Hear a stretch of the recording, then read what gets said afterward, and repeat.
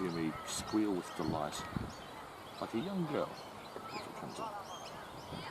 I'm not proud, that's just what will happen.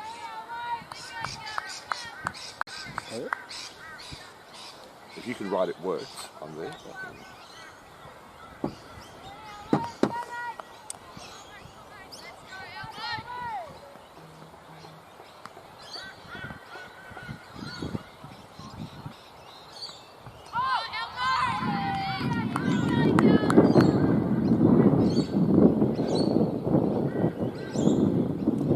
And we'll bring in the commentary here. Thank you so much for your patience while we worked on the audio. Tom Healy, better known as a first grade wicketkeeper, also audio genius. The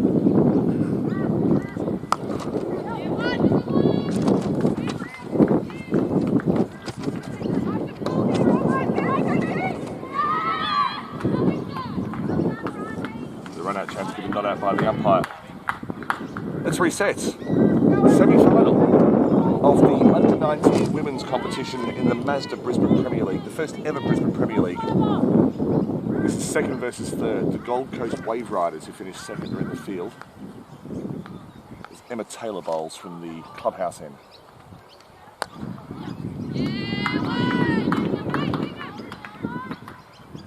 Very economical this tournament, Emma Taylor.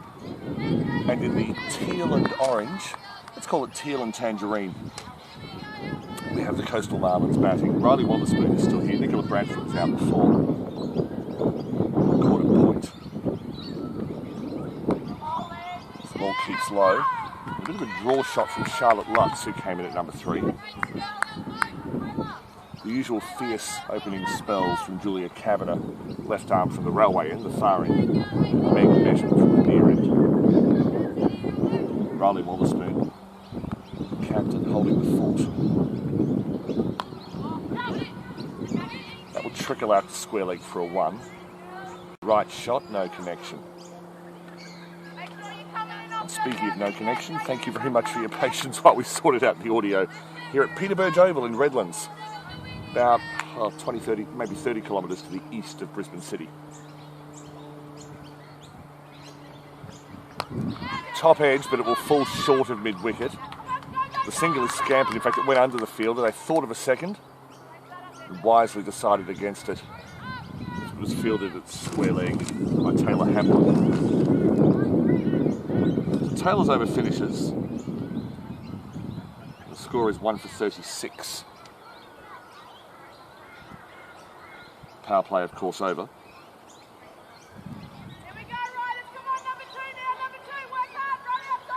You will hear the voice of Gold Coast Waveriders coach Melissa Lewis frequently throughout the morning, constantly offering encouragement to her charges in the gold, light blue and dark blue of the Waveriders. Trinity Doyle,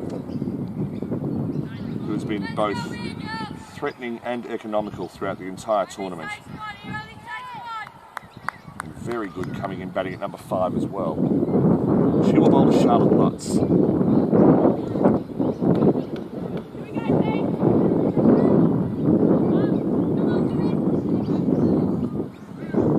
First semi-final between second and third. First versus fourth, you'll see at 11 o'clock, that's the Northern Kings, who ended up with the minor premiership up against the Moreton Magic.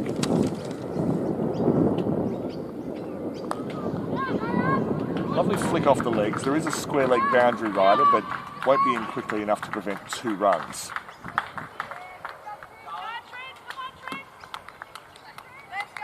So just a little full from Doyle to begin.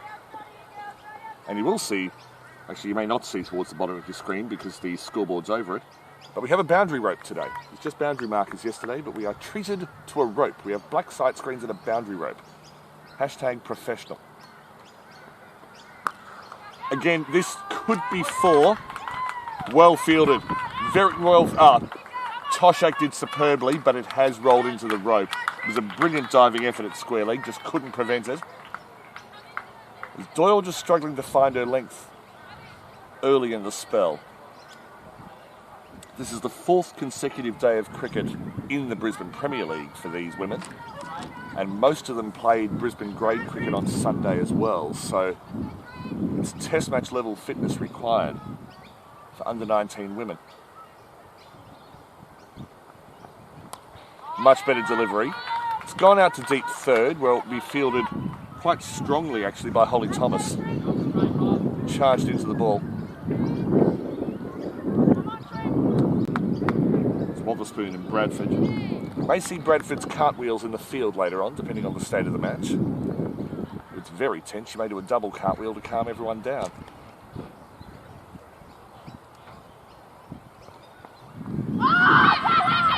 The appeal was ambitious. It looked like it was well outside leg.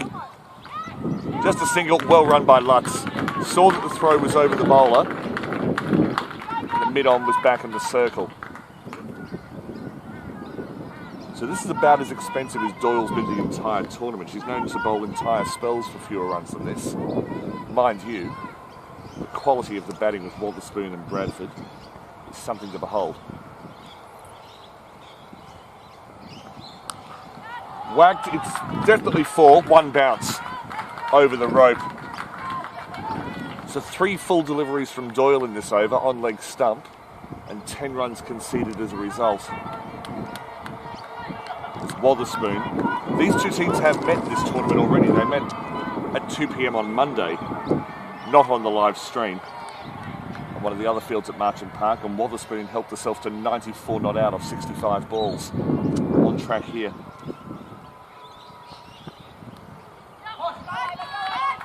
Go down, it won't be 4, it goes down to third, where again, Holly Thomas charges to the ball. Maybe not the strongest arm, but there's no questioning her speed across the grass.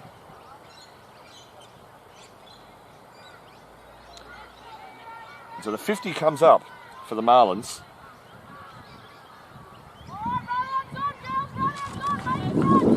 Very quick start. Alyssa Lewis suggesting the run out is on, which is a reflection of the Marlins being appropriately ambitious with their running between the wickets. The electronic scoreboard's not in attendance yet today. Hopefully that'll be here later. It's Emma Taylor. Elmo to our friends. I won't try tickling her, that would be wrong. But Emma Taylor from the clubhouse end. Short, got a bit of bounce, that'll be 4. Wotherspoon rolled the wrists on it, got it behind square leg, and it split the gap between the deep fine leg and square leg where Taylor Hamblin was patrolling.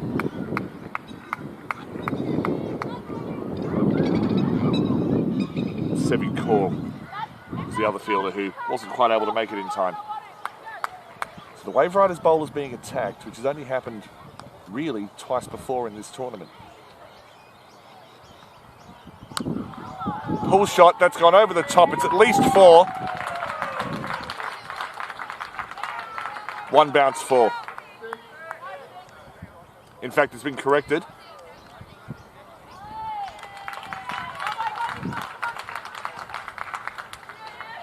And good work as the entire grandstand, which has maybe 50 people in it, it's quite well attended here today, had a better view of that shot than the umpire did, and very helpfully corrected Murray, who's a bit of an institution in warehouse cricket.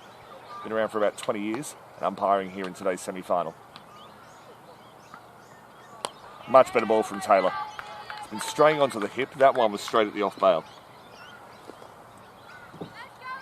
Yes, the Marlins scored 2 for 179 against the Waveriders on Monday, and the Waveriders replied with 9 for 138.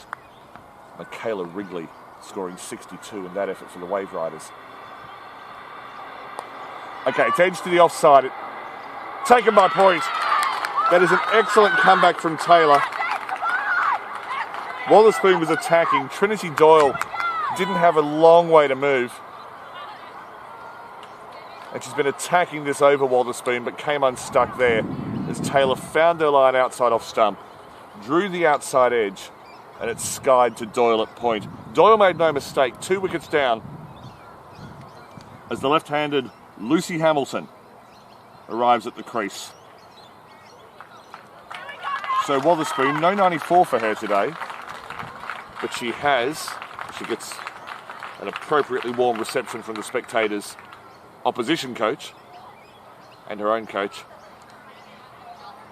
Makes her way from the field. But all 4 semi-finalists finished with 4 wins and 2 losses. Good to hear from you, Will Johnson. I agree. This game, only a handful of overs old, and already the quality of cricket's been high. So Lucy Hamilton likes to attack. 38 off 24 against the Dingoes. 35 off 25 against the Rockets.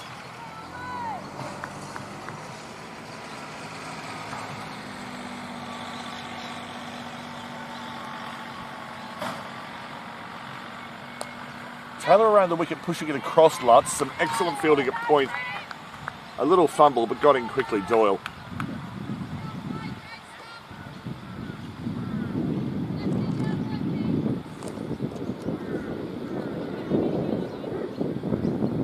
Apologies that mode. No, Peden, I think, on that occasion. More about Peden in a moment. So Hamilton on strike to face her first delivery. Lutz has moved to 25. Very enterprising partnership from Wotherspoon and Lutz for the second wicket. Nicola Bradford unable to get going today.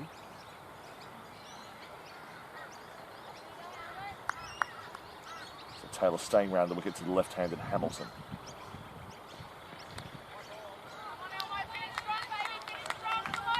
And that's one thing that a lot of the women bowlers in this competition, well, I suppose there's only women bowlers in this competition, aren't there? We need to work on just getting the line right when the switch from left to right hand happens, or vice versa. Letting it go outside off. Hamilton getting a good look at the length and bounce and pace. And an excellent comeback in that over from Emma Taylor. And thank you, Will, on the live chat. Who do I reckon is going to win? Well, as a man of decisiveness and conviction, I am proudly able to tell you that I have absolutely no idea. As I say, these four teams are so evenly matched. 4 wins and 2 losses each. Head-to-head back on Monday, it was the Marlins who prevailed over the Waveriders. They both lost to the Power.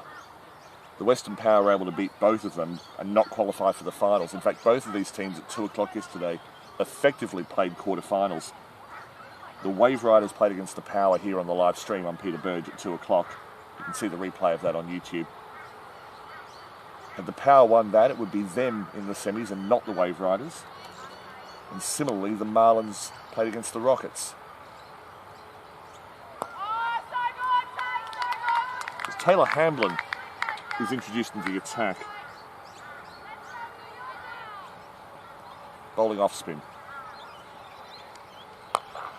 Full delivery. Lutz got down well. She's a tall woman, but swept well. And just at this stage, they like to take the single. Having lost a wicket, it's probably a good idea just to make it a little bit more sure of the running.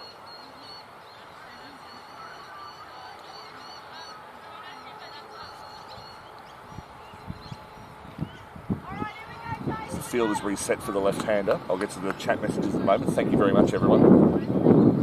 To those not aware, please join in the live chat. I'm very lonely here, sitting at a table underneath the side screen, so it's good to hear from you.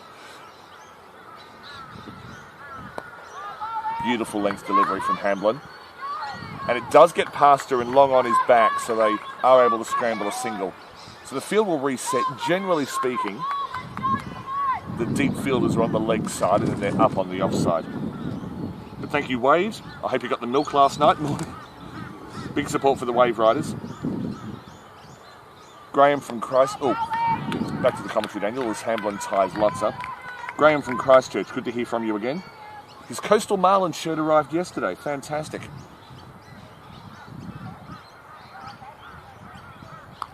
Across the line from Lutz, she splits the 2 fielders in the deep. And that, there was power in the shot, but it was mostly timing and the placement was exquisite. As Charlotte Lutz is playing arguably her best innings of the tournament. She got 38 against the Power and 28 off 26 against the Rockets.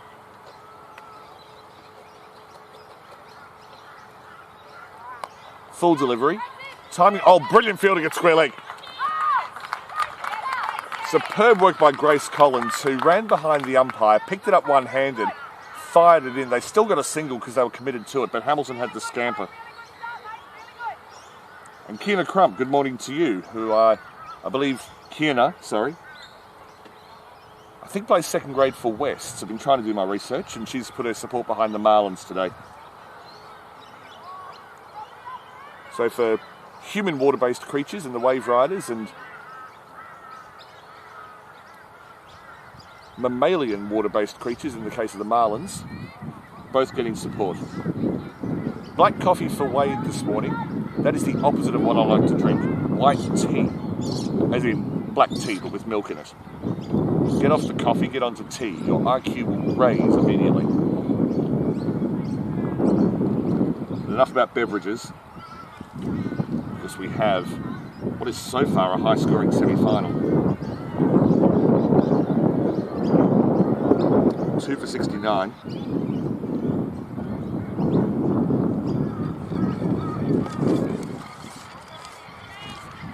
It's Jack Doyle, who is the coach of the Bayside Pirates in this competition, has predicted the Marlins victory. A Marlins victory. So Trinity Doyle bowled exclusively from the railway end yesterday, bowling her first over of the tournament from the clubhouse end. Outside off, excellent fielding by Bridget Heaton. A short cover, probably a regulation cover actually.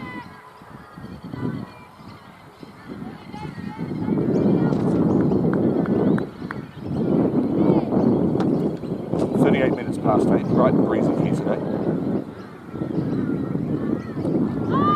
Lovely length, went straight across Charlotte Lutz. She tried to cut without really being in position to do so.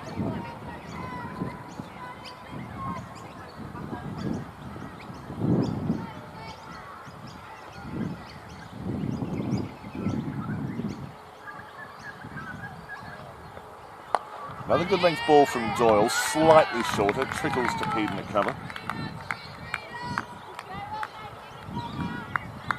Bridget Peden originally from the Aston Tablelands, as is number 24 Abby Toshak. Started playing cricket together way up north. First time they've played cricket together since.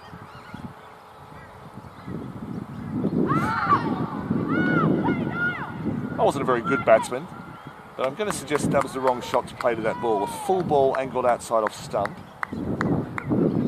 Even if she connected with that sweep shot, it probably would have skewed out to long off. So two fielders back straight, long off, long on. There's a deep mid-wicket, deep cover, and a deep third. Fine leg is short.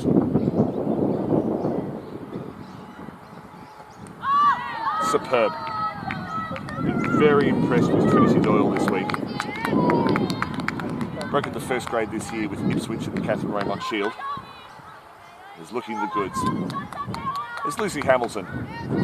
There's a few settling words to her more senior colleague, Charlotte Lutz. Clubmates at the Sunshine Coast.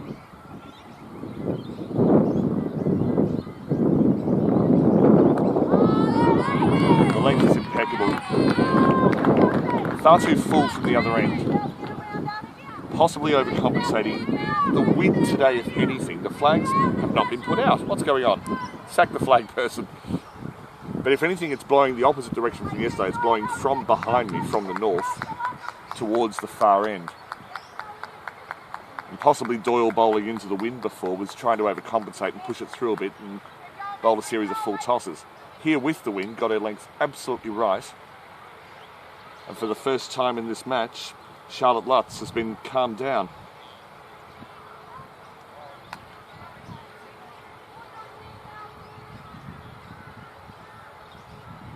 Hamblin. Nicely pushed through. Didn't quite get above the eye line, but you could see it dip. Nice bit of overspin on that one.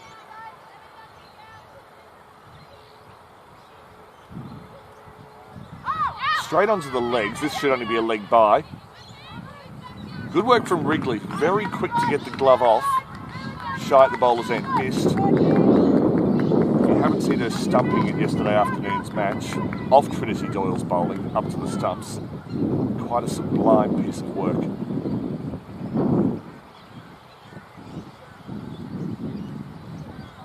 Hamblin has bolus interruptus. Strays offline, Wrigley chasing it again, but this will be more comfortable. She has to run 25 metres to get to the ball.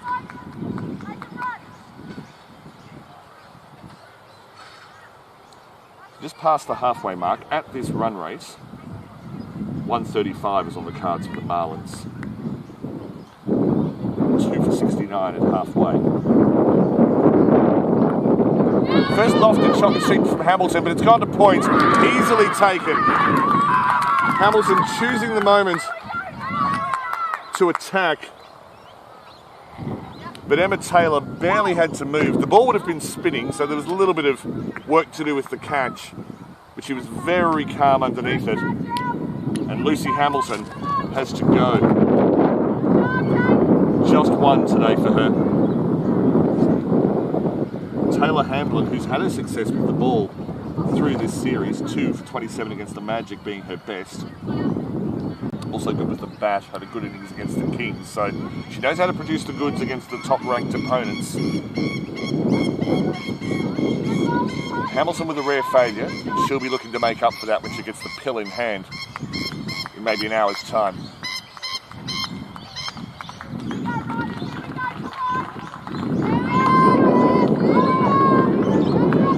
New batter, Rebecca Kiters, who has shown that in this tournament she can not only score, but score quickly.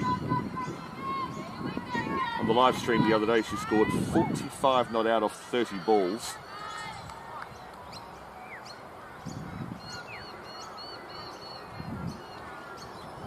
That was against the Pirates. Flicks to leg. That's Lutz on strike because the batters have plenty of time to cross. Taylor remains in the game. Apologies, that was Collins.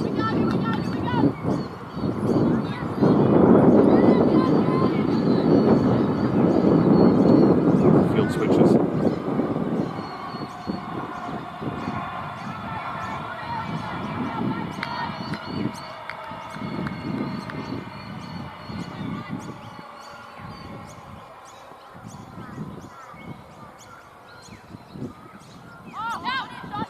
Very deftly flicked. She'll get 2 for this as the sweeper comes round. But Kiters seeing an opportunity to get off the mark early and took it without any trouble at all.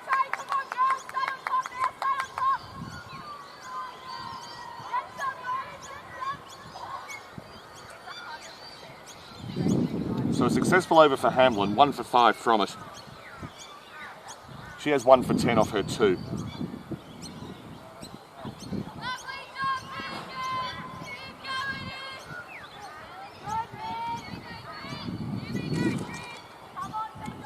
Probably the Marlins slightly ahead at this point,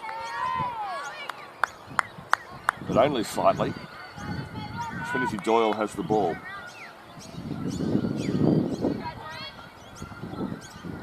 Bowling to Lutz.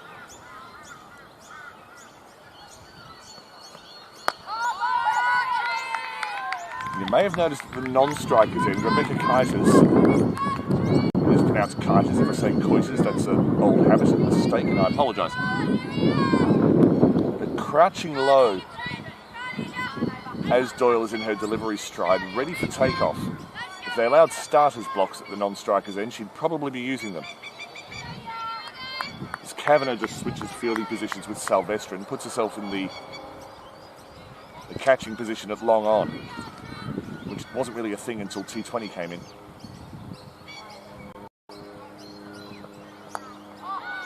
Mistimed, but it'll trickle to short fine. And a rocket throw.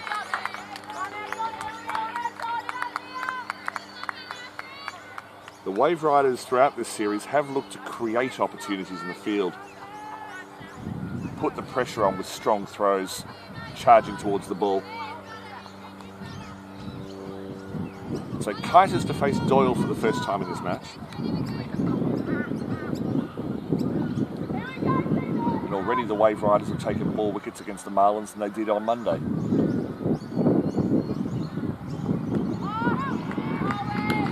There may have been a bit of cut, a bit of movement off the pitch for Doyle across the right-hander. Her pace isn't quite what it was on Tuesday when we first saw her, which is understandable with a 5th consecutive day of cricket. But she has been clever with use of the wrist and use of the seam. Doyle to Lutz. It was full, good cover drive, but probably just the one. Kite has thought about it. There's a misfield. And never run on a misfield is a coaching maxim confined to the 20th century. It's Toshak, who charged to the ball, couldn't have done much more than that. But in brutal terms, the second run was conceded. Doyle keeping it full, Lutz attacking. Strain down leg, first time from this end really.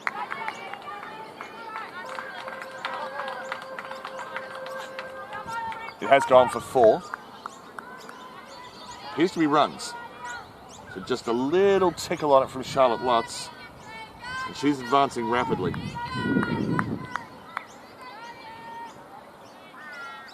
We saw a 22 ball 50 from Jess Bradley yesterday. I believe that's the quickest of the series.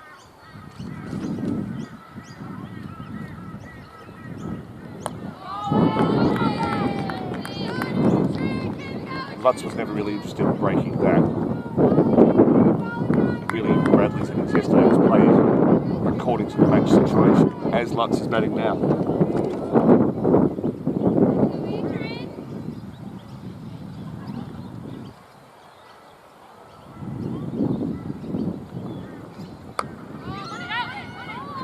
Pushed into the offside, and again, there's no fielder in the circle who's not on the circle. Apologies earlier, the over wasn't quite 4 wide, so 5 to the total. Early on, but recovered well. 10 runs off the over, would have looked a lot better without that leg side. Wrigley with a rare error. Kept up the wicket very well to Doyle yesterday. And to be fair, 1 lot of 5 wides is probably worth the risk. As we have a seagull flying over the railway end sight screen. Moreton Bay is probably only about 1 kilometre to the left of screen. So when the breezes come from the east, it is quite fresh, helps the outswinger. Hamlin to continue. Very late shot. Direct hit, out! Superb direct hit from point. I believe it's Taylor again. It needed a direct hit. There was no other way the wicket was going to fall. Kiter's perhaps not entirely happy with the decision. She looks a little, or maybe not happy with being called through for the run. But either way, Kiter's is departing. Only able to get 3 today.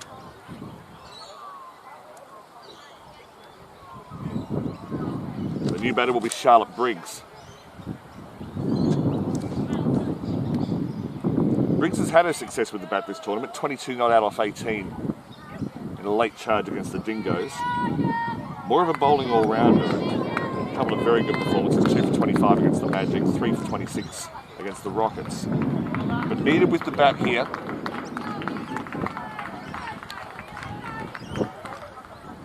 She will be on strike with the run out at the keeper's end.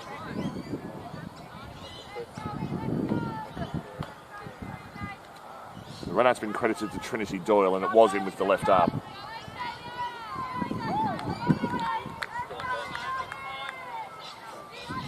So a little loose with the ball today, but proving very effective in the field, Trinity Doyle.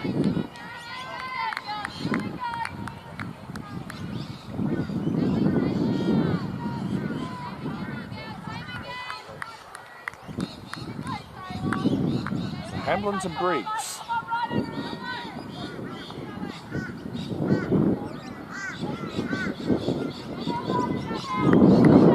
Lutz entering the innings at number 3 for the Marlins. Played into the gap through mid-wicket. It'll go out to the boundary rider. Just the single, but Briggs is off the mark comfortably.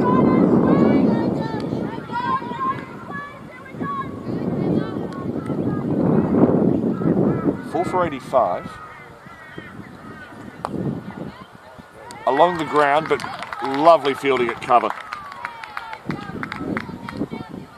It's Cabot as a captain.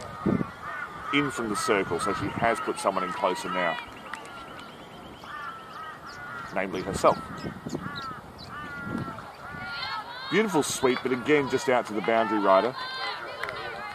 And it is so good to see these players able to show their skills on an absolutely pristine outfield. It costs money. Not every club can afford it. And just once I'd love to see test players play on suburban fields, as in proper, bumpy, corrugated iron like suburban fields. But not today. Briggs again through mid-wicket. It was a hit, but it was a controlled hit. And it hit the ground fairly quickly before rolling out to mid-wicket for a single.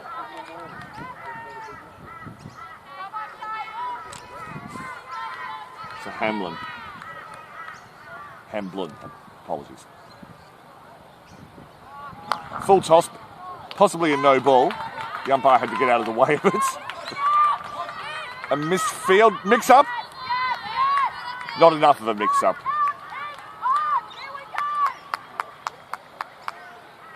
And ruled to have just fallen below the waist. So not a no ball, but a very strong shot out to square leg. To have it happening on that ball, really, all the scorers have to do is put one.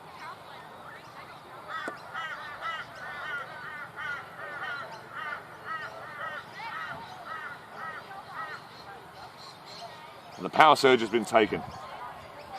A tactical move from the Marlins. I've seen a few teams this series have the power surge thrust upon them rather than seizing it and using it as an opportunity. It has, however, yielded a lot of wickets over the past 3 days. And you will see every ball bowled in this competition today as Meg Metten plays her usual role of bowling her last over in the power surge. The Waveriders versus Marlins now. The Northern Kings against the Moreton Magic at 11. The two winners playing off for the championship from 2 o'clock. Because if we have a super over in either match, or both matches, it could be a bit later than that. There are no floodlights here.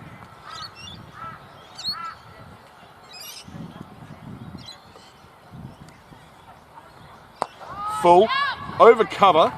There is a boundary sweeper, but no chance of getting around.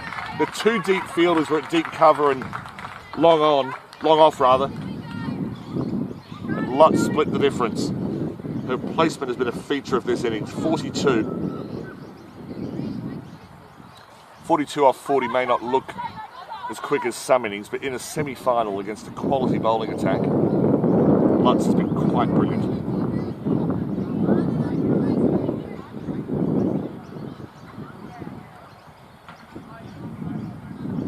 So again, the two fielders out. That one split the gap, but met him encouraged to keep it full.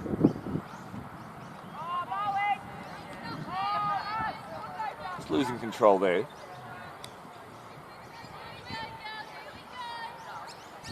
But Metten and Lutz definitely attacking each other.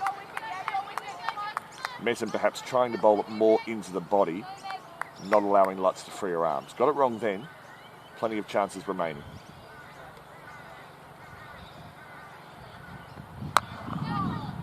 Full toss, that'll be 4. Didn't quite get all of it, but it was a full toss. Bump over the rope. Very satisfying, possibly the only thing more satisfying scoring a boundary than just seeing that little bump over the rope. As in the old days where you'd hear the thwack on the pickets. But I don't begrudge fielders their safety, and I accept that the rope is here to stay, and for good reason. Charlotte Lutz moves within one boundary for well-earned 50. On the charge, it won't beat mid-on. It has beaten mid-on, rolled through the legs. There may be enough on this. 50 for Charlotte Lutz in a semi-final. To produce that kind of innings, to get 50 runs, is quite an achievement. And in the absence of a scoreboard, unfortunately the crowd hasn't realised, but if they had, there'd be a lot of applause for Charlotte Lutz right now, because it's been a wonderful innings under pressure.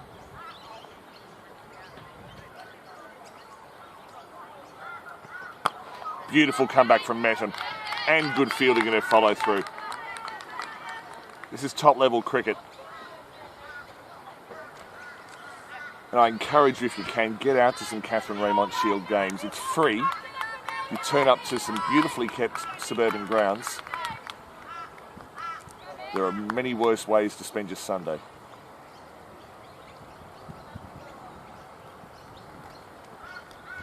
Full bottom edge, she'll get 4 for this. It basically yorked Wrigley, came off the bottom edge of the bat, bounced in such a way that Wrigley had no chance. And they've clapped her 50 now. She'd already reached it. But at least the applause comes. Coaches Tony Dudgeon and Grant Lutz leading the applause, which has enhanced her reputation today as Lutz just holds the bowler up to check the field. Never a bad thing to do.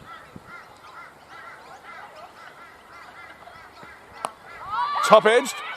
Just fell short of Taylor at square leg. There will be 2 conceded, but I think Taylor did the right thing by at least coming in for the catch. I'll say maybe she should have gone for the spectacular dive at square leg, but that's not something I can really expect anyone else to do. And so Charlotte Lutz has used the power surge as well as anyone has in this tournament. And 19 runs off Meg Metten, who I repeat has bowled several spells for fewer runs than that, but she's been attacked here. And the Waveriders, for the second time this week, have done very well with the bat against the Gold Coast Waveriders, who have subdued most opponents over the past 3 days. And Kavanagh bringing herself on. Didn't mean to sound surprised, that's exactly what should be done. Second over of the power surge. Briggs on strike. And as accomplished a batter as Briggs is, I dare say the foremost thing on her mind is a single right now. Because she'd be enjoying the Charlotte Lutz show as much as anyone. So Kavanagh to Briggs. Good length delivery. Briggs was looking to turn that to leg, where there are 4 fielders 27 metres from the bat. But it was too well directed. Kavanagh had pushed it across her and she couldn't turn it. As in, Briggs couldn't turn it.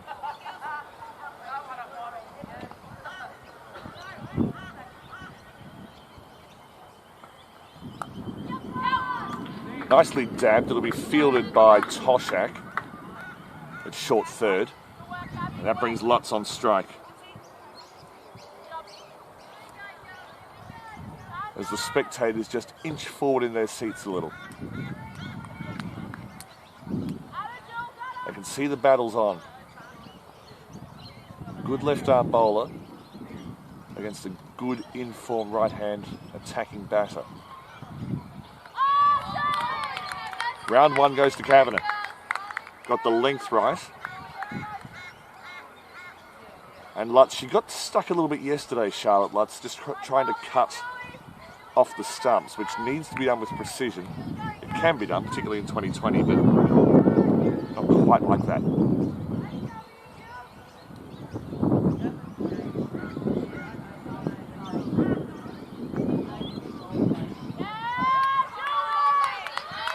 Round 2 to Kavanagh. Lutz went to charge because Kavanagh's generally got very good control of her length, and that was back of a length. And either Lutz didn't come far enough or Kavanagh just held it back a little further again. Kavanagh leads 30 love.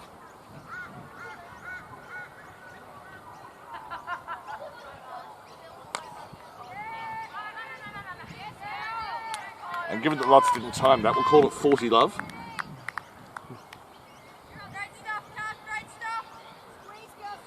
Encouragement from Wrigley. Encouragement from Lewis.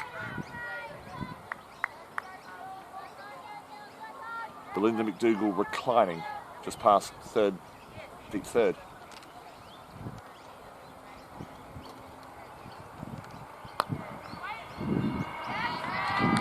Absolutely brilliant from Julia Kavanagh to bowl 4 dot balls to a batter who'd taken her opening partner for the best part of 20 runs in an over. Is absolutely superb bowling in the power surge.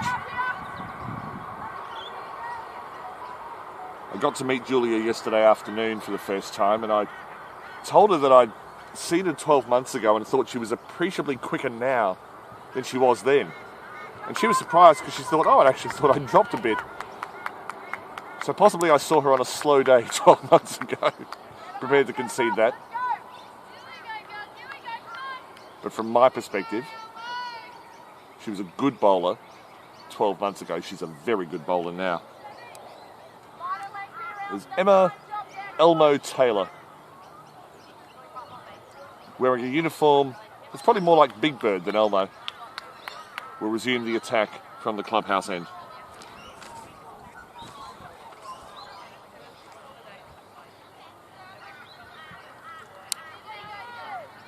Power surge over, deep cover, long off, long on, deep mid-wicket, deep third. Fine leg inside the circle. Square leg inside the circle.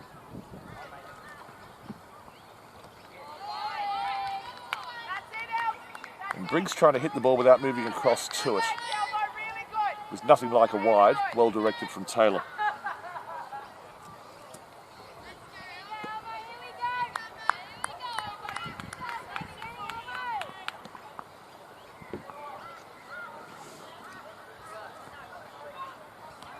That is a wide. She's clearly aiming outside off stump and making sure that Briggs can't hoik her over the leg side. It's a good tactic. It's a 5-4 field, beg your pardon. Wide again, cuts well. She may get 4 for this. There's a long way to go for the boundary rider, and she's done well. Olivia Totten making very good ground to her left. Started at deep cover, fielded it behind point, and kept it to 2 for Briggs. So the Waveriders done very well to rein this back in. The 100 came up during that flurry. Lofts. Easel. Oh, dropped. Dropped by Grace Collins. And she can take good catches, but the opportunity created by Taylor as Briggs went down the ground.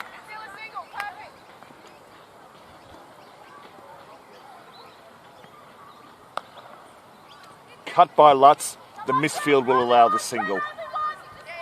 Given the way that came off the bat, I'm guessing that's spun a bit. And I think it's Doyle at point. Took a catch there earlier in the innings.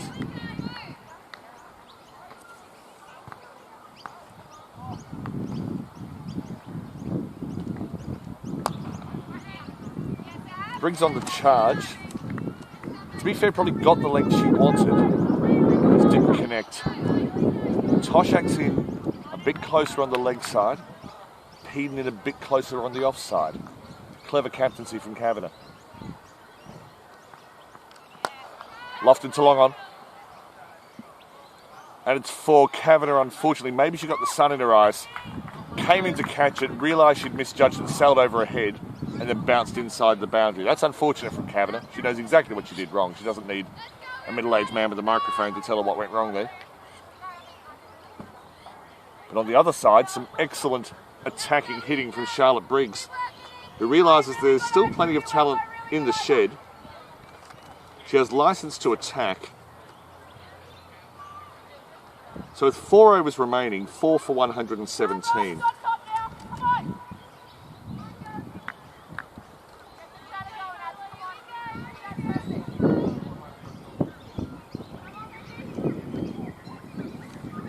Wrigley just making sure she's ready behind the stumps. Hamblin will resume with her off spin. 2 fielders deep on the leg side. There's a deep backward square leg and a deep mid wicket. Cover is on the boundary. Long off is on the boundary, and long on is on the boundary, but very wide. So essentially a ring of 3 on the leg side boundary. Only one in close on the leg side. She's at square leg.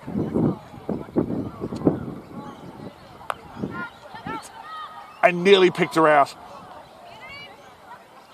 Sadly, Collins has dropped the second catch in 2 overs. They've run 2. Well done by Lutz. It wasn't middled. It floated to square leg. The one fielder inside the circle on the leg side. So we have to say the placement from Lutz was poor. It was high over Collins' head and just slipped through the hands. But Hamblin creating opportunities. A better sweep shot. This will go straight to the deep mid-wicket. Brings on strike.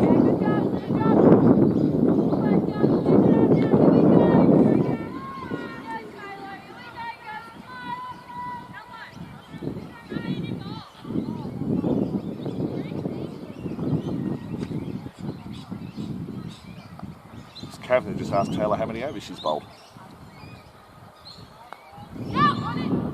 Clever single. Briggs was coming down the pitch, realised it wasn't there for her, just dabbed it down to third on the circle. The field not changing from batter to batter, doesn't really need to. Hamblin knows where she's bowling. She can keep it just outside off stump and turn it in. She's doing well. Lutz along the ground, straight to long on.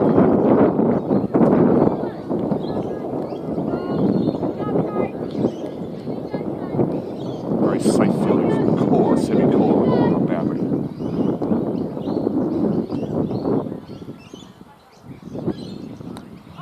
Very straight delivery from Hamblin, and the flight was excellent. It was only just above the eye line, but dipped appreciably.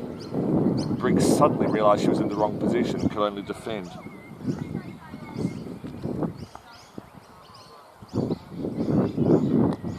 Hamblin losing a line there. It's well placed by Briggs. Past Collins for 1. They've charged for 2. And with only 4 down late in the innings, that is good running from the Marlins. So the over completed. Lewis encouraging her fielders to move off the boundary. I'm not sure whether that means where they start from or simply how quickly they accelerate once they see the balls in their direction. Hamblin doing some good things in that over, just straying onto leg stump a couple of times.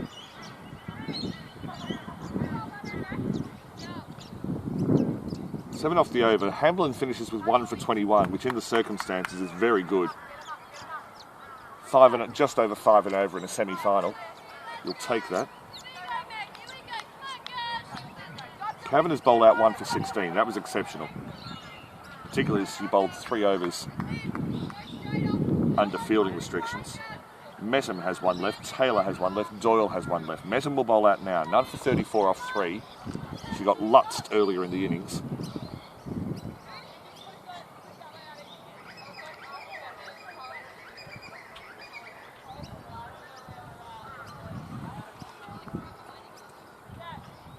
Lutz will be watchful. Kavanagh taking her time.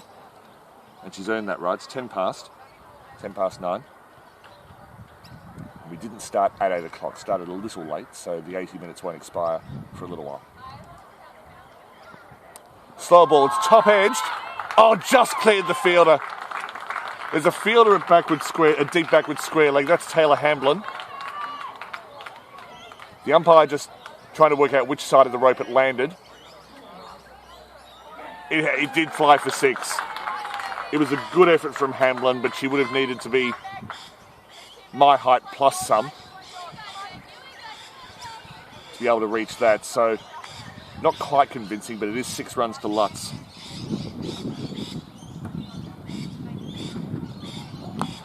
Good comeback from Metham. It's turned to leg. Square leg fielded well. Didn't quite get it in the midst in Toshak, but was able to keep it to 1. Briggs on strike. Kavanagh now has to decide whether she brings the field in to keep Briggs on strike, because as good as Briggs is, it's Lutz who's doing the attacking.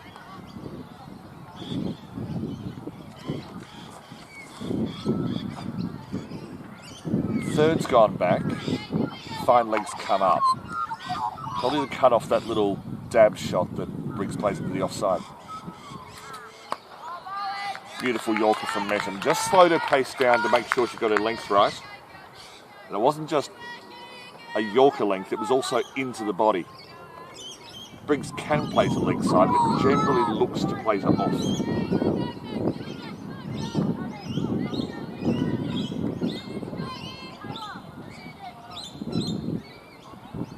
Leg side field comes up. Square leg very short now.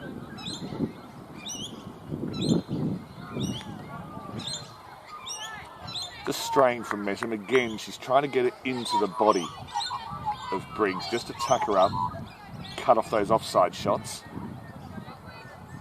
Got it wrong then, that'll happen. But the plan is deliberate. Some Magpies eye off my commentary table.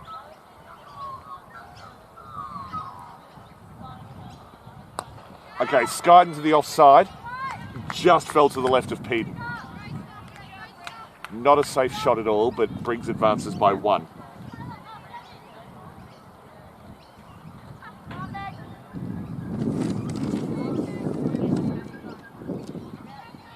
Now you are allowed to have a chat, in fact you're encouraged to have a chat on the live chat, but I appreciate that you're probably all engrossed in this game. Let's enjoy it together.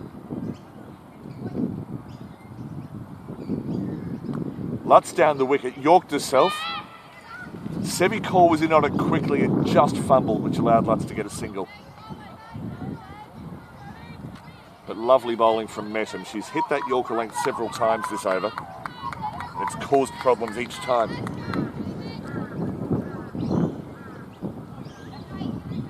Semi-final of the Mazda Brisbane Premier League Under-19 Women's. Full, lofted to long on. Just to the left of Julia Kavanagh. Couple of bounces for 4. Not the safest shot in the world from Briggs, but she has shown that she can get down the ground and loft it. And Kavanagh wasn't far away. She does have a safe pair of hands, so she's done the right thing by putting herself in that position. Annie Wickman from the Power does a similar thing, where she's quite happy to captain from the outfield. She does that for Wests as well. And so Mesham, easily her most expensive day of the tournament. Didn't necessarily bowl badly, but Lutz attacked her. And if it is the Waveriders who get through to the final, whether it's the Kings or the Magic, they may have a bit more confidence to attack Meg Mesham, who's been pretty much unattackable during the week. Trinity Doyle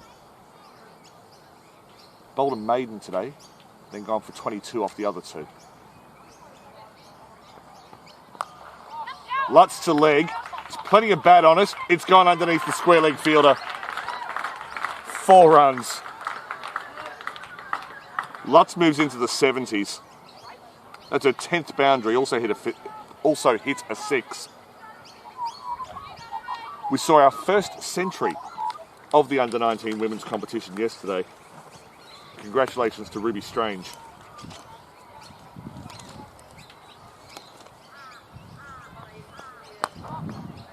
Good full delivery from Doyle. There is a misfield from Kavanagh at cover, but Lutz was wary. And Kavanagh just stalked after the ball to pick it up, as if to say, go on, run, I dare you. But Ruby Strange, 106 not out of 59 yesterday against the Dingoes. Congratulations, Ruby. Lutz down the ground. Should be cut off. Just the 1. 74 for Lutz. Has been good this week without being a standout. She's a standout now, Charlotte Lutz. But Briggs on strike to Doyle. Clears the arms, it's gone skyward. Just beyond Trinity Doyle. Briggs prepared to live dangerously, particularly at this end of the innings. Can't really criticise that kind of intent. And with 140 on the board, they are now demanding 7 and over from the Waveriders. I love a battle of wits. Doyle won on that occasion. And Lutz may have just learned there that if you move too early, A good bowler is able to adjust.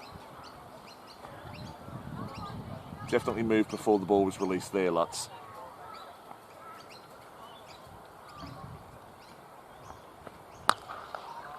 It won't reach the fine leg, the long on fielder. And Core is fumbled and it's gone for a boundary. Doyle won't be happy. Didn't really get the body behind it on that occasion, Core. Just reached the hands out to the left. There was a lot of pace on it. So Doyle had some victories that over, but ultimately you'd have to give the decision to Charlotte Lutz. She's on 78 with 1 over remaining. It's 4 for 148.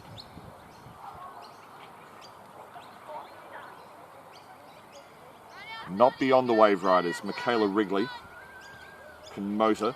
Julia Kavanagh herself. Some handy batters. Trinity Doyle can get motoring. Held the innings together yesterday in that effective quarter-final win over the Power. They weren't chasing many, but they were in a little bit of trouble. And Doyle guided them home very surely.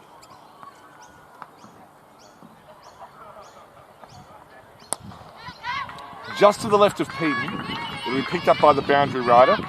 They've charged for 2, as you should in the last over, and they've got there. 150 up. The Marlins have been adventurous in this innings, and it's paid off for the most part. Wotherspoon was out for 28 attacking, and Hamilton was out for 1 attacking. And Keiters was out for 3 with some attacking running.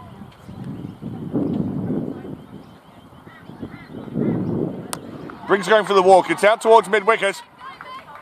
And well fielded on the boundary by Meg Mesham. And a superb throw as well. She's a proper athlete, Meg Mesham, and she kept that to 1.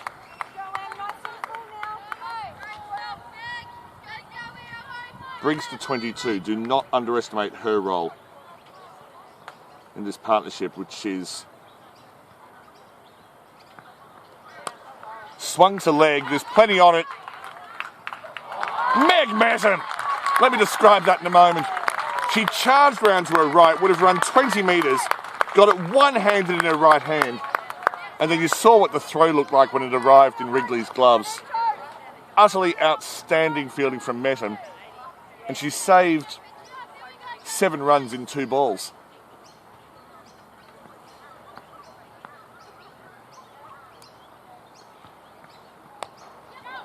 There's that dab from Briggs. Got 1, and they will get 2. Although,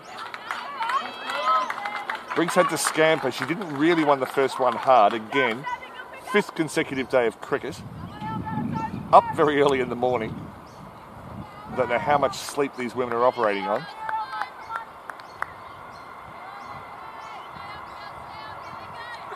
As this partnership reaches 70. Long time since the last wicket for the Waveriders. Lutz on 79. The century's too far away. She's also at the non-striker's end.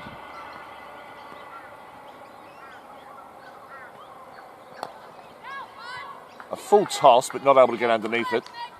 And this time Meg Mesham can produce... Oh, the throw's a bit strong. Wrigley does well, and it wasn't as far over the stumps as it looked on first release.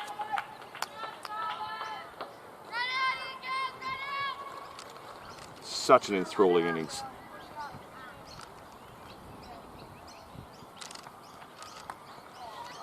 Lutz gets the inside edge. It's down to fine leg off the inside edge. There's a big chase, but the fielder's done well to get it, plus a good strong arm. And the Marlins finished with 4 for 157. Not as many as they got against the Waveriders on Monday, but it's a larger field. And in the pressure of a semi-final, where the bowlers, it's not shared around the way it is in the round robin series, where there's much more emphasis on participation. Here, I think everyone realises that you can play your best and try to win the tournament. The scoreboard's on your screen now, and you'll see that Charlotte Lutz has scored 81 not out. To produce that in the pressure of a semi-final is absolutely extraordinary. She's done well this week, but that is a highlight. I'm glad you all got to see it on the live stream. Plenty more cricket to watch today. 6 innings, effectively. We'll know the champion of the under-19 women's by the end of it. 1 down. And personally, I hope that the remaining 5 innings are every bit as entertaining than that. Some good, clever bowling in there from the Waveriders. Just not able to contain the Marlins. 158 required for victory. Effectively 8 and over. We're going to take a break for about 10 minutes. And you can enjoy the sights and sounds of Peterborough Oval, including the magpie that's thankfully black, which means he blends in with the sight screen. Never seen a camouflage magpie before, but he is literally walking left and right along the sight screen like a sentry guard. And the action is on the field. 157. The chase is 158. See you again in 10 minutes. The Mazda Brisbane Premier League Under-19 Women's Competition here from Peterborough Oval, Wellington Point, Redlands, Queensland.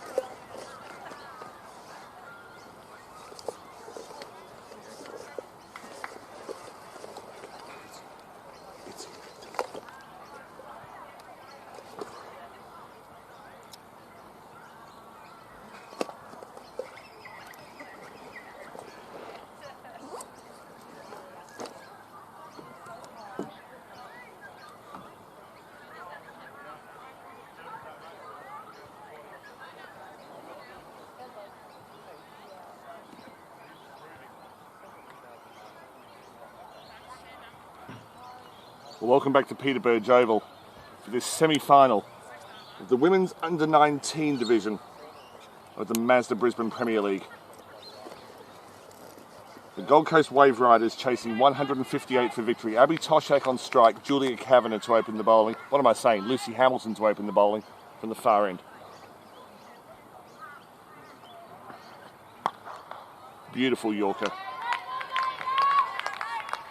Superb start from Lucy Hamilton, who asked me to say hello to her brother Jack. So Jack, if you're watching Lucy, you have my support and my sympathy. No, she's wonderful, Lucy.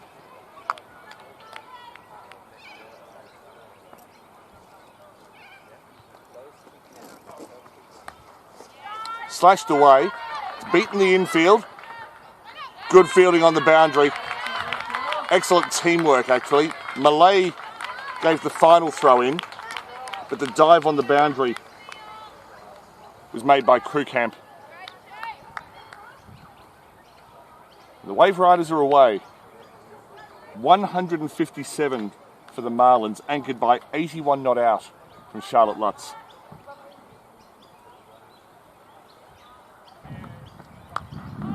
Lofted just bounces in front. Janelle Pays, square leg. Pays, a leg spinner who we may see in the bowling attack before too long.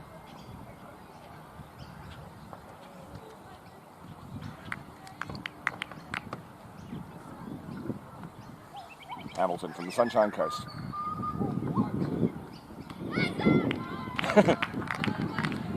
Nowhere near the edge, but plenty of intent from cover. There is a short cover in place, that being in the form of Zoe Valencic, who has been known to open the bowling in the power play. That may be her role today.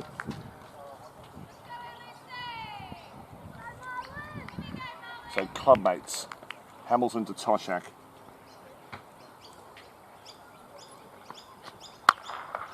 Bit wider, Toshak was onto it. There is a boundary rider at deep point and she does well.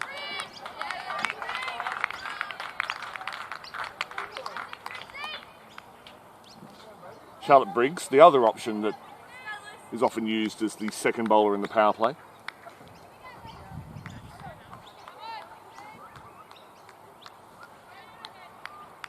Well-rounded side, the Marlins, as are the Waveriders.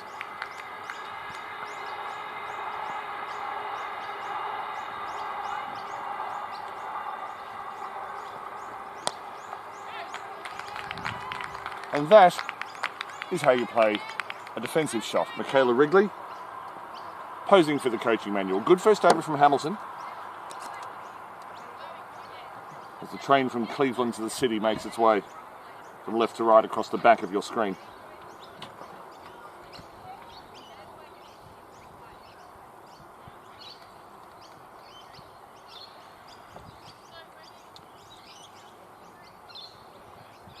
Now, I love a good portmanteau where you combine two words to make a new one. If you have a clutch innings played by someone called Lutz, you get a Klutz innings. Thank you, Graham, for that suggestion, and the Marlins have indeed done well. And I'm sorry that it's COVID that's kept you away. We're not in wartime, but in the way that people's lives have been affected, there are certainly similarities with what it might have been like during the war. I wasn't there. And it will be Valencic to open up in the power play from the clubhouse end. The northern end, we're watching from the north at Peterborough Oval, about 30 k's to the east of Brisbane City. Leg spin in the power play to Toshak. Just push to the circle. Hamilton fields well. You can probably tell from the pace of her bowling that she's quite strong in the shoulder. And the throwing arm is quite rapid as well. Valencic now at Sandgate Redcliffe, but was at Sunshine Coast last year for their premiership.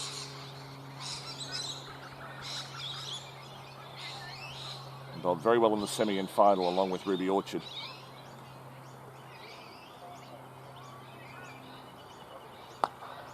Cover drive, it was lofted. Beats one fielder. It's too fast for pace. And a very well placed cover drive from Michaela Wrigley. The Waveriders away.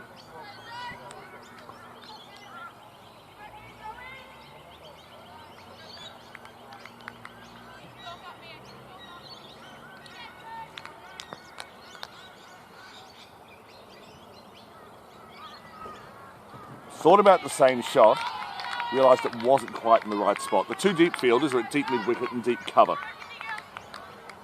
Fine leg and third are both short and wide. That's their placement, not the people. That would be rude. It's also wrong. Well controlled by Valencic.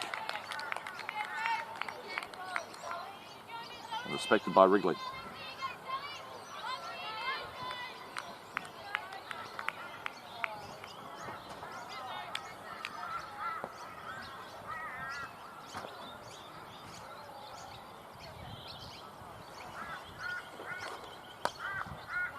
Punched out to the boundary rider, Charlotte Briggs at deep mid-wicket. Just a single for Wrigley.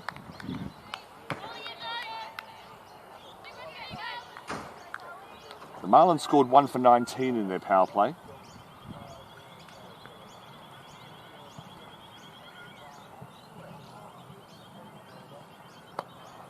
Clipped into the leg side. Again, it will go out to Briggs. It went between Malay and Krewkamp on the onside. A good start for Valencic, but also a good opportunity taken by Wrigley earlier in the over. All very watchful early.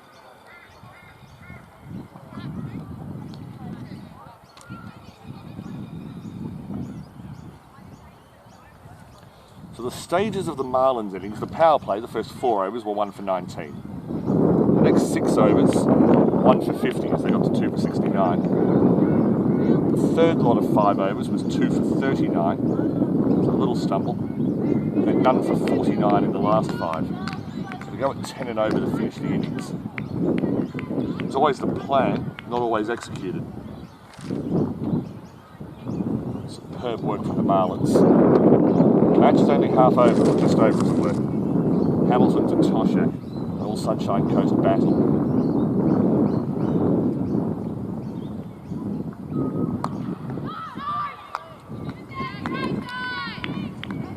It's not always easy to bowl into the body when your left arm over to a right-hander.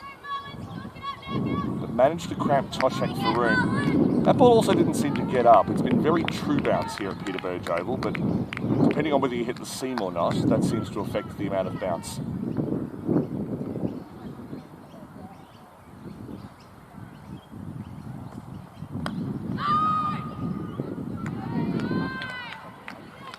First ball aimed at leg stump, second ball aimed at middle stump. Can you guess where Lucy's going next ball? I also missed more encouragement for the Waveriders from Wade McDougall. I'm presuming he's connected in some way to the Waveriders manager, Belinda McDougall. And it was indeed outside off stump, but there is a boundary rider at deep point.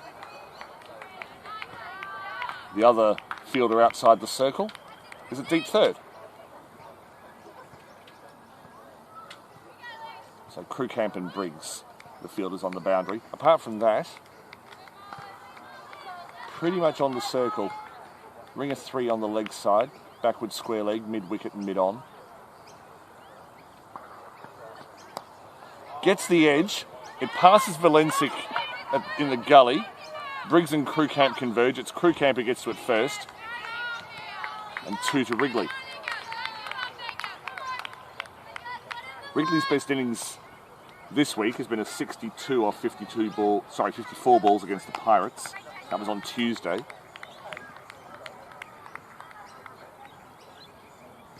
But her keeping has been worth runs of its own. Beautiful. First time we've seen the ball genuinely beat the bat in this innings. Some good bounce there from Hamilton. She generally has good seam control. I'm not going to pretend I can see the seam of the ball from here. But it went through to Wotherspoon, there we go, behind the stumps. quite comfortably at chest height.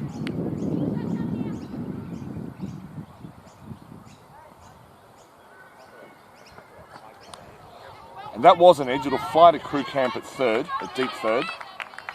Just a single.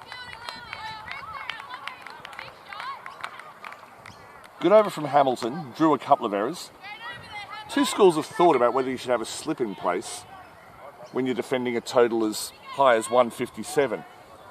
One is that if you keep the runs down and create pressure, they won't get anywhere near the total. The other being, well, why not try to bowl them out? Let's take some wickets. We've got the luxury of being able to put a slip in place, and if they get away to a fly, we take it out.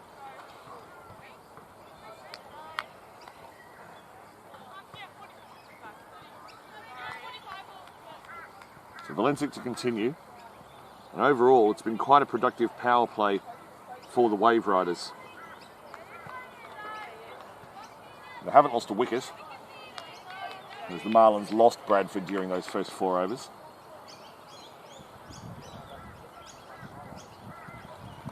Skied.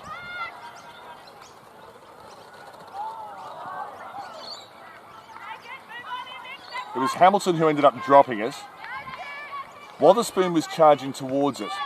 I couldn't hear any words between the two. No call of mine, and I can normally hear the players calling from here, so yes. Good comeback from Valencic. Yes, generally speaking, those sorts of balls are always the keeper's catch if they can make it. Hamilton obviously is very confident with her catching. It's a bit hard to catch when you've got a Wotherspoon coming at you, and vice versa. It's cut. Well done by Hamilton on the edge of the circle, although even there she probably got ahead of Eve Malay just behind square, so there's just a danger. But Hamilton's trying to do it all herself at the moment from cover. Brilliant player, but only 15. Possibly needs a wise head to just say, Lucy, it's all right. There's 10 of us here too.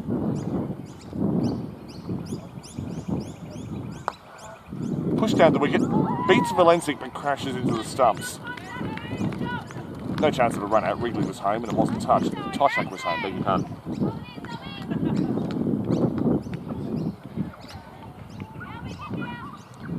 Valencic ties has created an opportunity. Again, there's a temptation to look at a drop catch and go, oh, that's where we lost it. No, put it behind her. She's getting turned, Valencic. It's not zipping through, it's bouncing. Oh, the throw's over the head, but well backed up. It's an underarm throw that ended up being a fast lob. Good in tennis, not quite as good in cricket.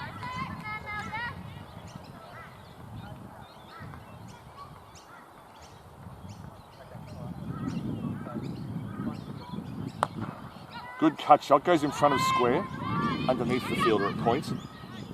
Well fielded on the boundary, good strong arm, keeps it to 1. So overall a good over from Valencic.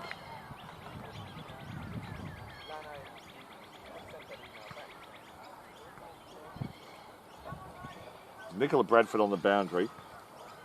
Rebecca Kite is at point. She was another one who could have caught that skied ball earlier in the over. She saw Riley Wotherspoon and Lucy Hamilton heading towards it and said, yeah, just might back away over here. Might be a little bit safer. Mel Vernick, an important part of the Marlins attack this week, tying things up once the power play is over. Just above medium pace, generally very controlled. Hasn't gone for too many. 2 for 8 against the Dingoes. And plenty of spells of none for 15, none for 18, that kind of thing.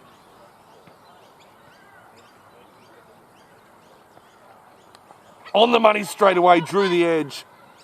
Straight to invisible first slip. Crew camp cleans up a deep third. But a terrific start from Mel Vernick.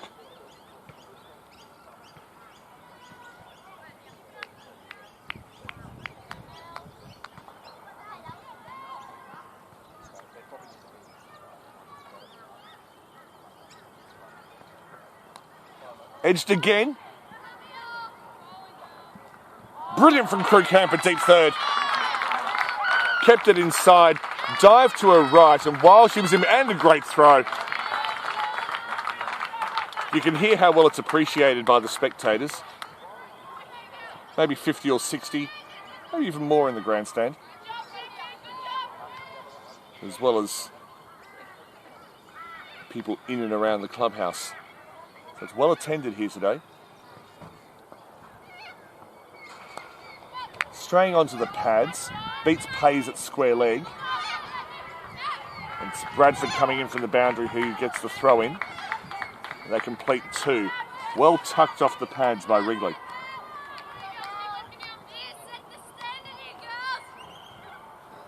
So 2 edges in her first 2 deliveries from Mel Vernick. Wotherspoon electing not to put the slip in.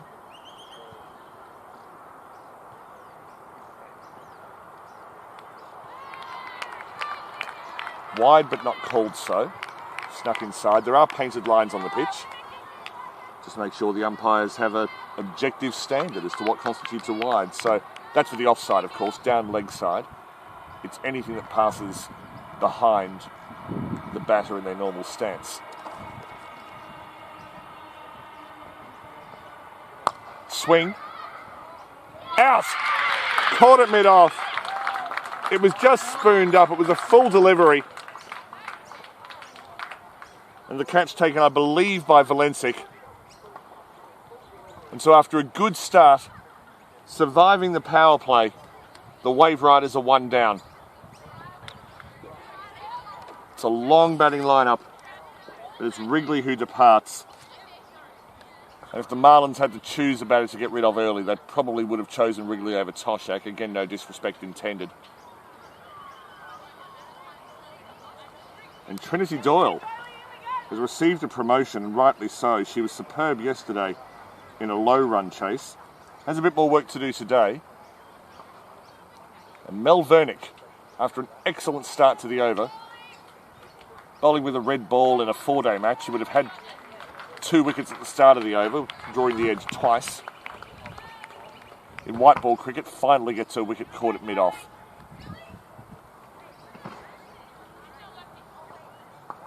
And Wotherspoon just slightly late to realise that we've got a left-hander on strike.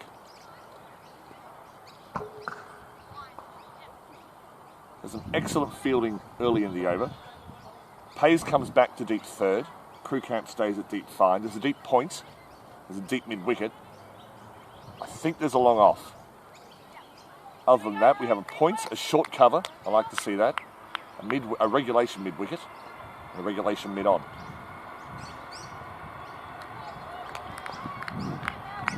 Unlucky from Vernick. That started outside off and swung quite wide. The scorers have not acknowledged the umpire, so he's looking like the scarecrow from The Wizard of Oz.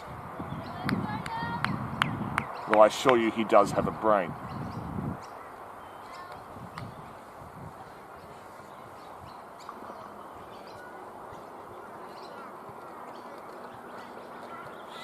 And the overcorrection. Vernick can pull this back. It is so often after the leg side wide, which is often a problem with the wrist rather than the arm. For the next ball, the arm goes a bit wider and pushes it the other way. That can be overcome with experience and a bit of good guidance. Full toss, and that's the value of that short cover position. So a dot to finish the over. That's quite a good start from Mel Vernick. I've been taught how to pronounce that name. The Y in the middle of Mel Vernick's name is silent. I've been in work meetings like that. You ask why, you're told to be silent.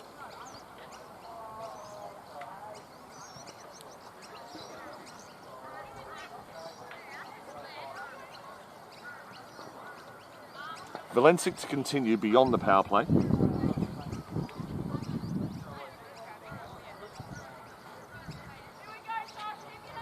The Marlins on top. There's a lot of this innings to go. And in this competition, it's not necessarily the power play where the batting team likes to accelerate.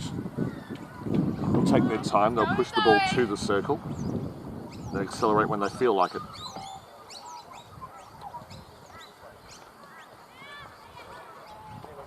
There's a bit of doubt over whether to take the single. And once Doyle saw the misfield, it was all on. There were none for 18 after the power play, so just 1 run behind, but with a wicket in hand, the Waveriders, in comparison with the Marlins.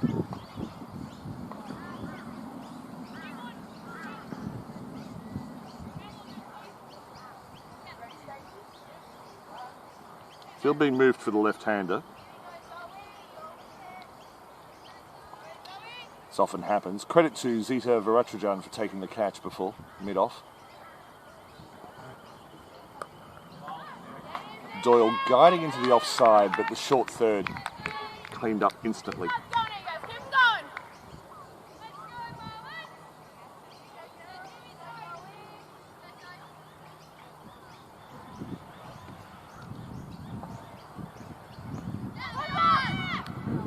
Beautiful delivery. Not LBW, but definitely a moral victory. Marlins turn the screws. Mid-off is up, mid-on is back. Deep mid-wicket, deep square.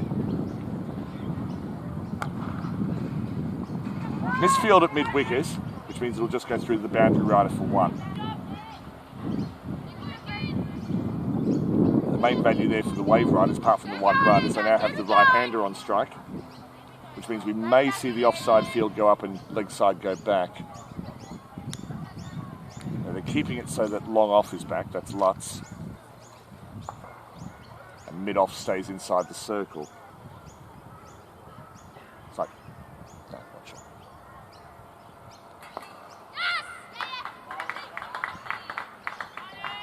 Good use of the angle by Valencic, staying around the wicket to the right, or going around the wicket to the right-hander. Concedes the single. Was possibly trying to bring that short cover into play, but conceded the run. She'll stay around the wicket to the left-handed Doyle.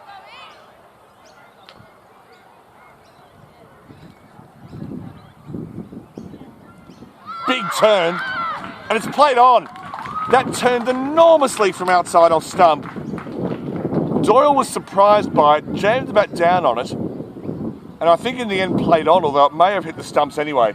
But that is an utterly superb piece of leg spin bowling by Zoe Valencic. We've seen some big turning leg spinners this week. Amarine Carlin comes to mind. Forgive Sarah Walker as well, from the power, was able to get a fair bit of turn. There are others, there are names swimming in my head, forgive me for not being able to produce a list. So the move of Trinity Doyle to number 3 doesn't work for the Waveriders, but it took a remarkable piece of bowling to make it not work. As the captain, Julia Kavanagh of Sandgate Redcliffe, you would think she needs to produce today. A left-arm bowler, but a right-hand batter, so the Marlins again have 2 right-handers to whom they can bowl. There's a crouch quite low at the crease. Mel Vernick created chances in the last over and eventually had one seized. She will bowl to Toshak, who's now got the role of holding the innings together.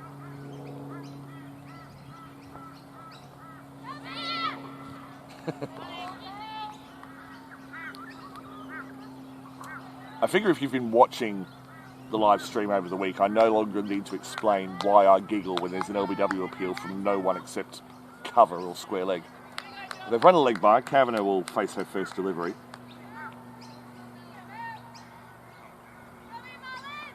Two fielders deep back, deep third, deep fine leg. Getting some good away movement is Mel Vernick, outswing. There's a deep, I'll call it mid-wicket, but it's very square. There's a deep cover. There appears to be a deep long on as well. Mid-off is up, but long on is back. Apart from that, sort of a deep gully on the circle. Backward point, short cover.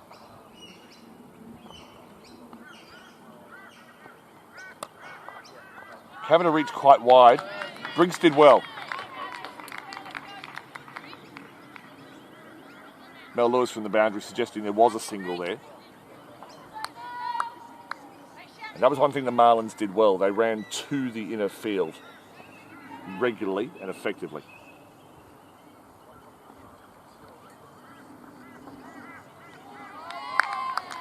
And Vernick, who took the edge twice last over, beats it on this occasion.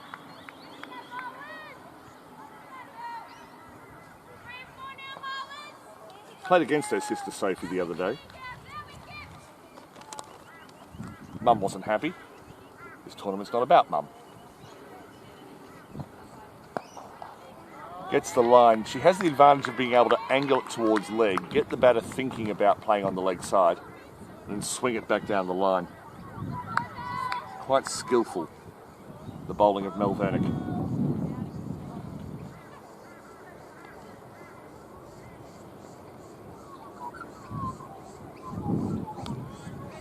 That one did swing, but not until after it had passed the bat. I think she went for a bit of extra pace there, Vernick. And the Waveriders will take the run. The manual scoreboard here at Peter Burge Oval is in operation. I think it's being updated at the end of each over.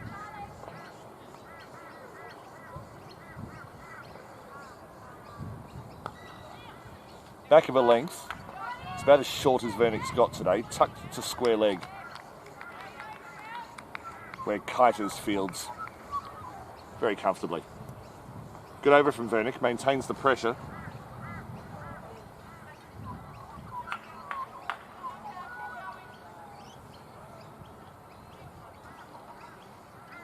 And the V-force of Valencic and Vernick been very effective in these early overs. Trying to put the Waveriders out of the game early, or at least put them in the position where they have to take a lot of risks in the second half of the chase. So the run rate required already up to 9.77. 2 for 31 after 7. Every time the Waveriders have threatened to get going, they've lost a wicket. Valencic to continue. Kavanagh waited on that. The throw is wild, but well backed up. And Toshak not really looking for the single there, which I think is what Coach Mel Lewis is looking for. To put some pressure on the field, force the fumble.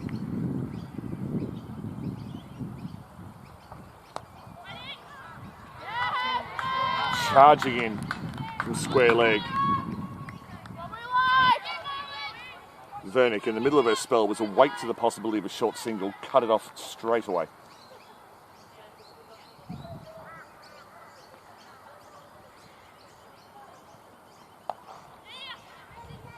They do take a single to the circle on this occasion. Briggs, we haven't seen at the bowling crease yet.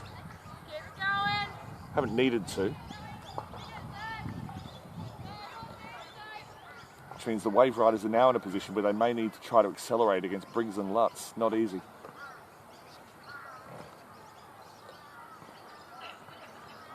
Beautiful. Classic leg spin bowling. Pitched maybe middle and leg, and then spun sharply away. Like to see a little more overspin from Valencic to get that bounce and zip as well, but nothing too wrong with what she's doing now. Short, over the head of square leg, should be fielded on the boundary and is. Just the one. Lewis not particularly happy with the aggression of the running between wickets.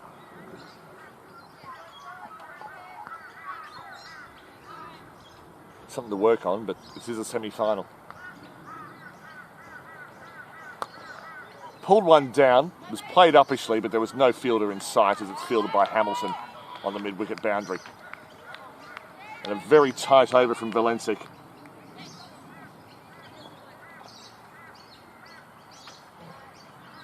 There's no question who's on top at the moment as the run rate required lifts above 10. Some big overs required from the Waveriders if they are to stay in the tournament. They've played some superb cricket this week. All 4 semi-finalists have played some superb cricket. But it's notable that the minor premiers, the Kings, who we'll see from 11 o'clock, the first game of the tournament, which we saw on the live screen, I just said live screen, didn't I?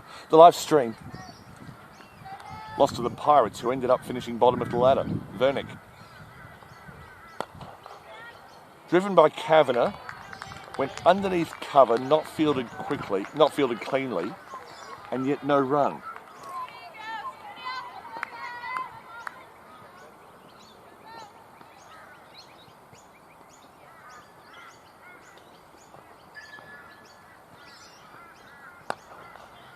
Plenty of outswing. Kavanagh gets this into the gap to the outfield, where it's fielded long on. The usual fielders are in the deep. Fine leg, third. Square leg, long on, deep cover. No one close in inside the circle.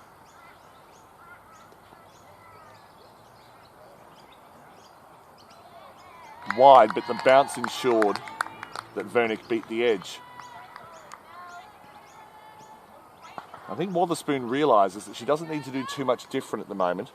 She can bowl Valencic and Vernick out, and knows that she has quality bowlers to follow who can complete the job. And again, Toshak,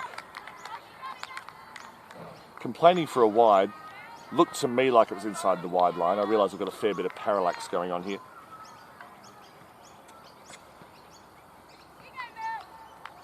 Valencic finished her spell with 1 for 17. Typically brilliant.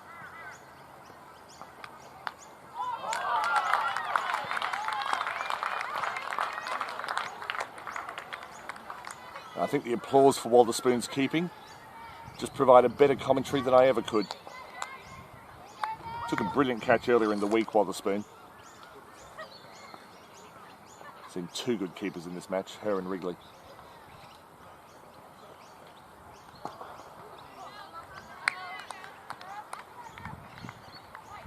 The attention was taken away from the previous leg side delivery from Vernick because of the spectacular keeping from Wotherspoon.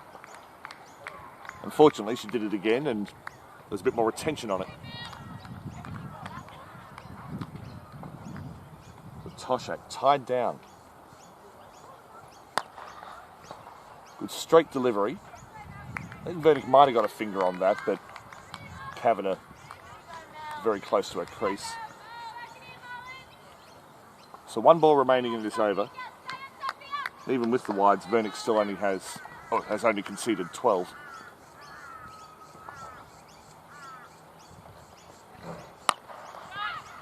Good pull shot from Toshak. Hasn't had many opportunities to show aggression. Just the single. Vernick has 1 for 13 off 3. Toshak moves to 13. Bad luck everywhere you look if you believe in that sort of thing.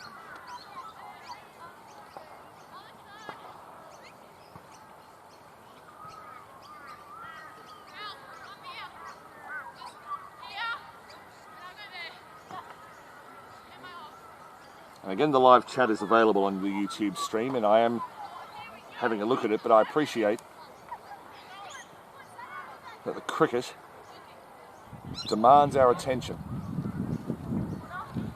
This is a semi-final of the Under-19 women's competition in the Mazda Brisbane Premier League. The first Mazda Brisbane Premier League, hopefully the first of many. I think the response from the players has been quite positive.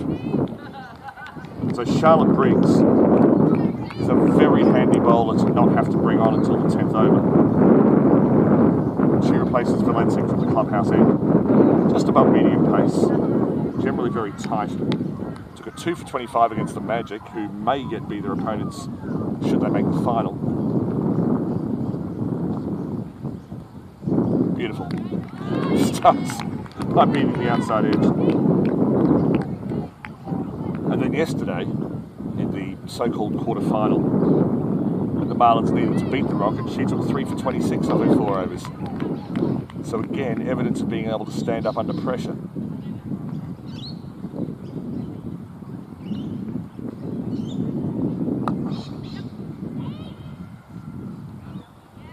Good fielding from Malay at cover. But finally Toshak being aggressive with the running. The question is whether it's too little too late. Wrigley is out. She's the Waveriders' main hope of acceleration. There are others.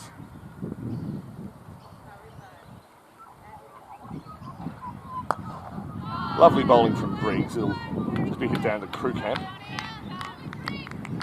And long off. I suppose the one variation to normal field is that the deep mid-wicket is quite straight. That's Hamilton. So it's more the genuine cow. Deep beef.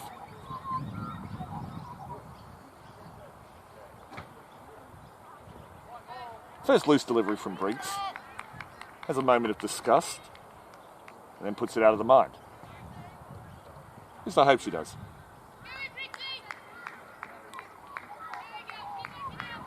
The way of dwelling produces no good.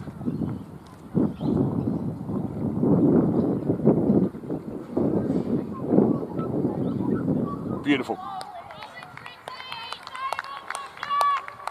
And one rather effective way of putting a loose ball out of your mind is to bowl the ball like that.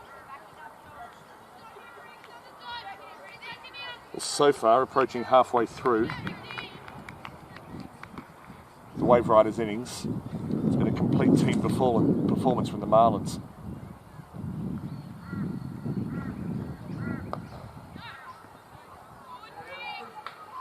That both swung away from Toshak and cramped to Faroon.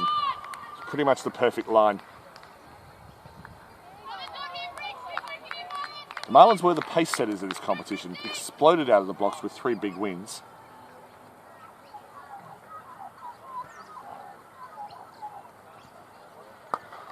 Foolish delivery, it'll be hit to Pays at mid-on. They take a single, Pays attacks the stumps, so a direct hit would have been very interesting indeed. Backed up just for a single.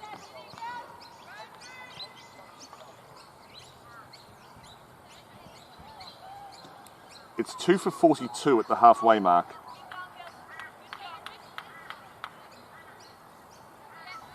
Which means the last 6 overs have gone 2 for 24.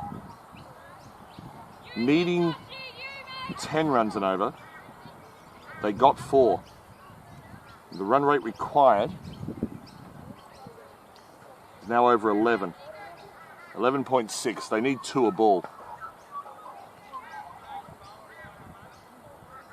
As Rebecca Kiters enters the attack from the railway end, not always called upon to bowl, but again taking more pace off the ball. Just medium pace. Loose delivery, that's found the gap. Crew camp did well to get near it, but realised it was too far away. And that is the first boundary for a very, very long time. Kiters straight down leg, and Toshak saw something she liked. She moves to 19.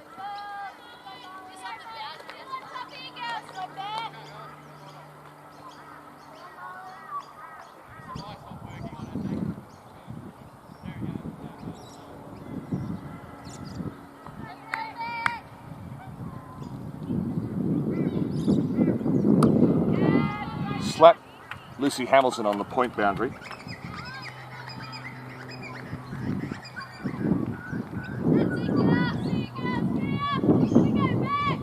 That was only the second boundary of the innings. The first one was scored in the second over. 2 boundaries in 10.2 overs. Looked to be down leg. With good bowling from Kiters to cramp Kavanagh for room. Kavanagh is now 5 from 13. She's been given so little to hit. Dare I say nothing.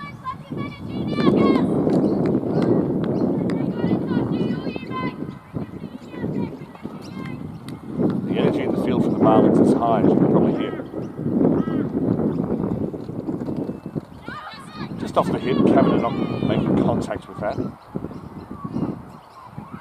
So the leg by, but again, Kiters bowling into the body very well.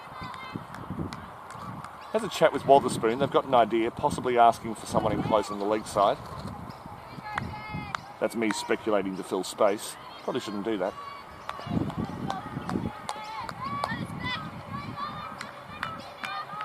They wouldn't want to change their plans too much, the Marlins, because they've been well on top since maybe the middle stages of their own innings. A little wide, but again, Hamilton is in the usual deep cover position. Well, the throw's a bit wild. There will be an overthrow. It was a long way to Wotherspoon's left. Little fumble. In fact, it's Holly Thomas out here on the boundary, who wasn't quite able to get to the boundary before. I did crew camp at his service. She's over here at deep third.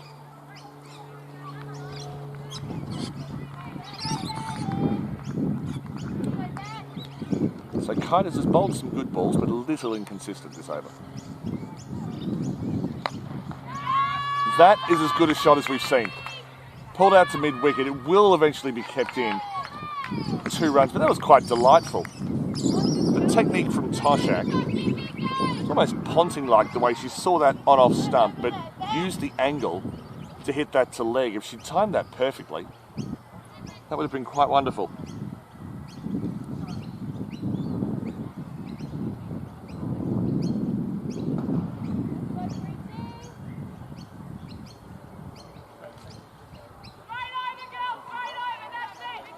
But the required run rate is now 11.8. It's basically 2 a ball.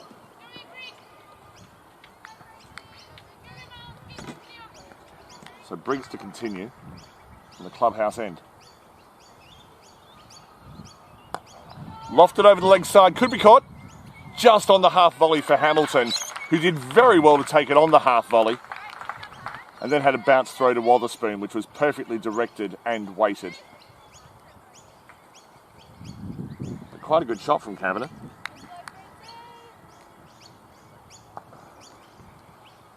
Two for 53. A little wide, but it was also slower, so that Toshak couldn't generate the pace.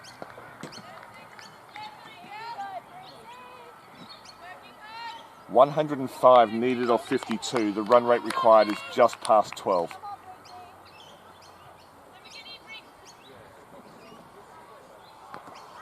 The Marlins applying the strangle. Lofted, that's lovely. That's 6. Picked it up on the half volley. Backed herself, Toshak. That's the shot of the innings. And that was more timing than power. The bat speed wasn't all that, and that's not a criticism. Just made sure she got it right in the middle. And well over long on for 6. It's a 50-metre boundary, or 50 metres from the other stump, so probably a 70-metre hit.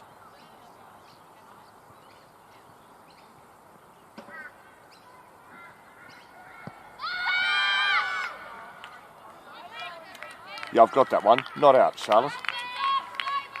But a good recovery. Tucked up Toshak. Whereas the previous ball was a half volley, which allowed Toshak to get under it. That ball was a lot fuller.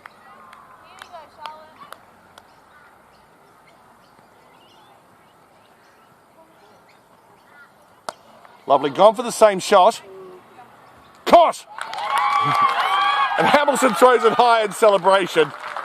Didn't get all of that one, which is why instead of going over long on, it went more to deep mid-wicket. Hamilton was situated on the boundary, maybe moved 2 or 3 metres in. Went more or less straight to her, caught the ball and then tossed it sideward. So Toshak departs for 30.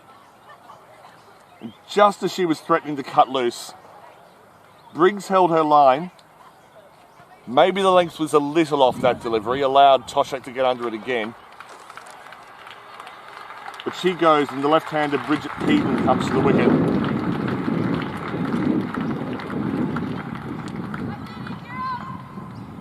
The attendance figure continues to grow. It is a lovely grandstand at the northwest corner of Peter Burge Oval. There's no seats in it. It tends to be just sort of ledges, and you can sit on one and have your feet dangling over it. There's plenty of room for the person in front of you. Batter's cross. This is Briggs to Kavanagh.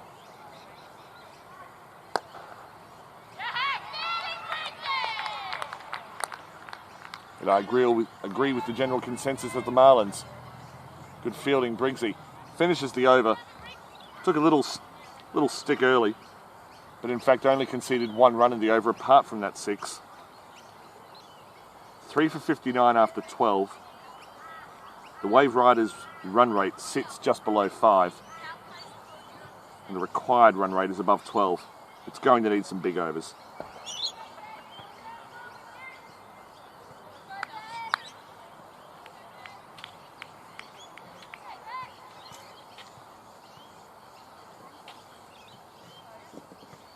So Peden from Ipswich scored 22 not out off 18 balls against the Magic. Hasn't really been required at this stage of the innings so far.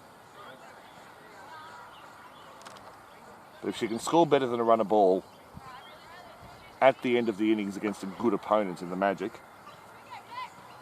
She also plays well for Ipswich. One of the best fielders in the Catherine Raymond Shield in my opinion.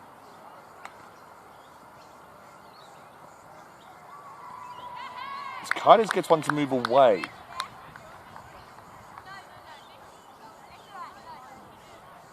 Drew the swing of the bat from Peden, and then without ever threatening to be a wide, just moved away from the bat. Didn't so much beat the edge as go beyond it.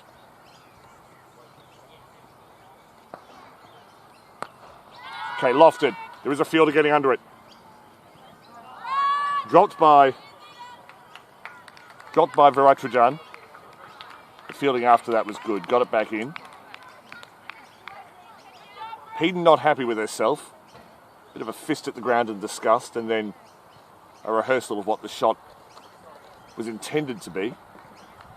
So Kite is creating chances, but Peden attacking as required.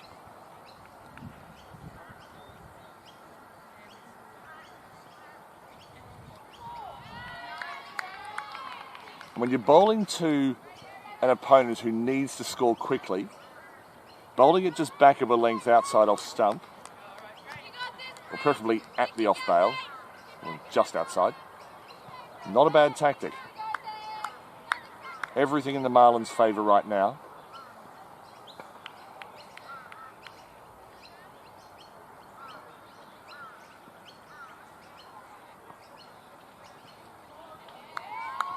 Again, angles it across. As I've said to several batters from best part of 100 metres away this week, there's no point complaining about a wide not being called if you're not standing directly over the line. You should have played at it anyway.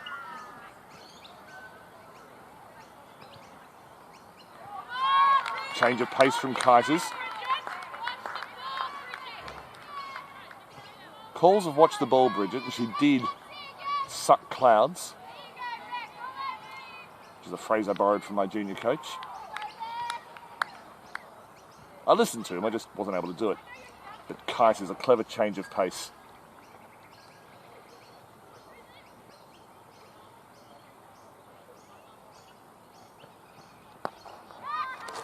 Took the pace up again, that's caught and bowled.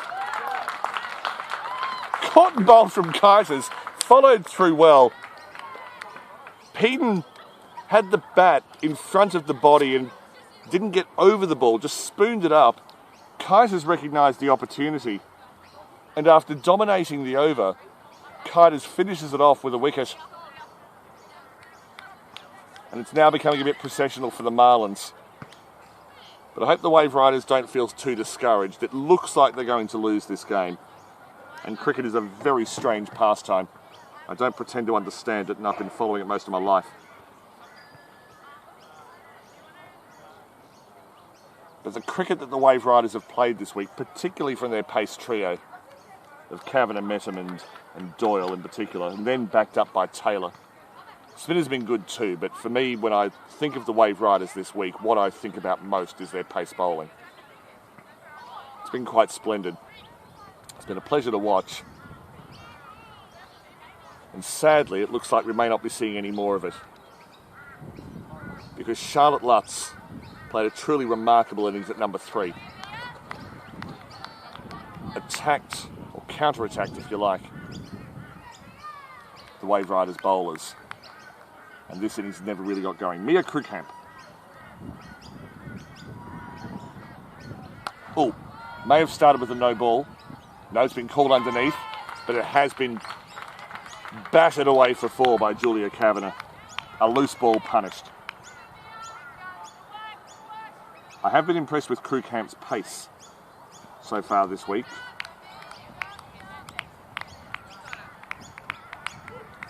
Given some very positive, gentle encouragement from Charlotte Lutz at mid-on.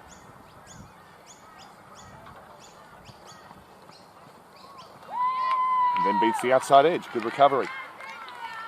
I'm prepared to acknowledge I may have missed a signal for the power surge, but I can tell you that only 2 fielders are outside the circle. In fact, I may have lied. 3rd is back. There's a very... Yes, there is no power surge. I'll go through the fielders deep in a moment. A full toss again. 1 bounce to Hamilton at deep mid-wicket. And she's quite straight at deep mid-wicket, maybe at a 45-degree angle. Maybe she just thought, I've never fielded in front of a packed grandstand before. I might try it out for a while. So Krughamp looking for length.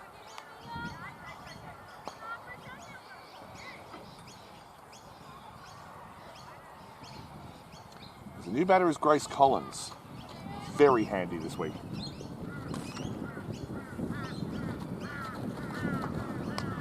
Lovely ball from Krughamp. Best she's bowled so far in this over. Good length, swinging away. But to her credit, Collins off the mark. 2 right-handers at the crease, which will speed things up for the Marlins. Yes, deep mid-wicket, long off, deep cover, deep 3rd. No one else.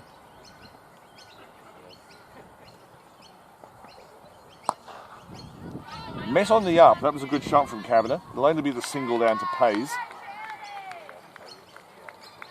Long off, and it was good fielding. So inside the circle, there's a point, a cover, a mid-on, a square leg, and a short fine leg. No point sending everyone back.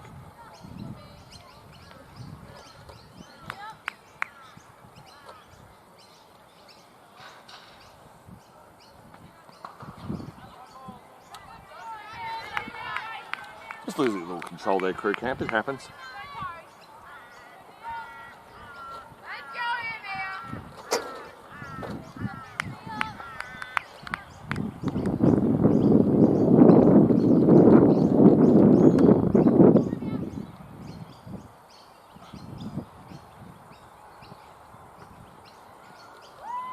Beats the outside edge. It was wide, but not a wide. And completes the over. Some good balls in there from Krughamp.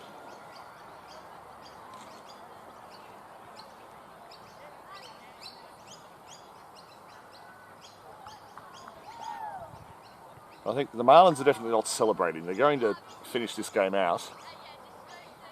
But it's fair to say they're not really feeling under any pressure. There's not really any tension here at the ground. There's a general acceptance, and unless something extraordinary happens, the Marlins will be the first team to qualify for the final. Power surge has been taken. Good decision from Kavanagh. No point waiting for the game to come to you. Take it on. And from the Waveriders' perspective, you never, ever stop believing. Lucy Hamilton returning as expected in the surge. Kavanagh knows all about Hamilton. Both first graders.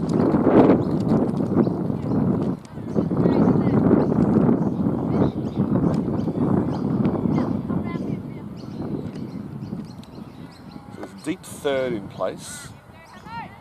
And the other deep fielder looks like long off. Mid on in the circle, long off outside. There'll be a single, and good fielding by Malay. She spent a lot of time, well, I won't say a lot of time, but she's, in the early parts of the week, Wotherspoon would wear the gloves for maybe the first 14 overs or so, and then hand over to Malay at the end. Mainly so Wotherspoon can get her batting together for the next game, and it was a generally effective strategy.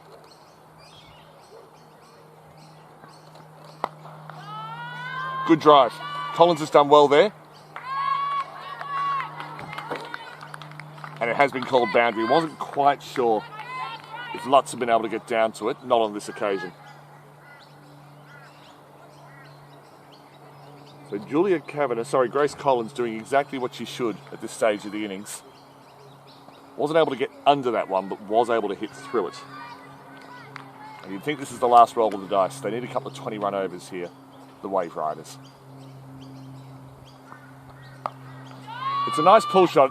It will fall safely. But it did plug in the outfield, and so just the 2. But again, impressive attitude and intent from Grace Collins. There's no question what the plan is, and she's not required to produce a surprise. Just attack the ball. And yeah, that might mean riding your luck. So ride it. You're a wave rider. And again attacking. We saw Meg Metham attacked earlier in the day. And now Grace Collins is not afraid to take on Lucy Hamilton. Again, club mates at the Sunshine Coast. Hamilton pitching up. Collins clearing the front leg and putting it beyond the infield. It's a ring of 4. There's a deep cover, but it was well to the right of her. She's tickled that. That's 4 runs. Hamilton straying down the leg side. And Collins was onto it in a flash.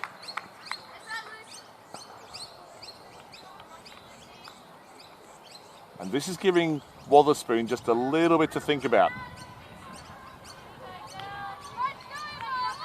If the Waveriders are going to win, they'll need a lot more of this, but they've started exactly in the right way.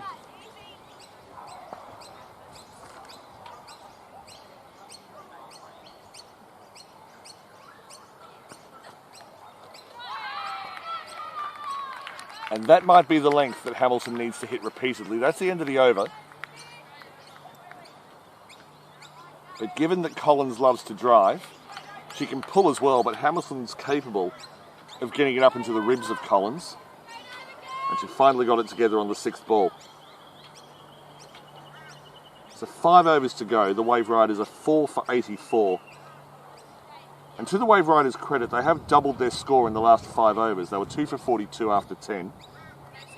And that's exactly what they've had in the last 5 overs, 2 for 42.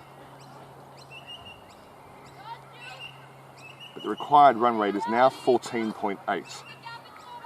That over went for 15, so right on schedule. Can they produce 5 more overs of 15 runs? Power surge. Long off, deep mid-wicket. Mia Krewkamp.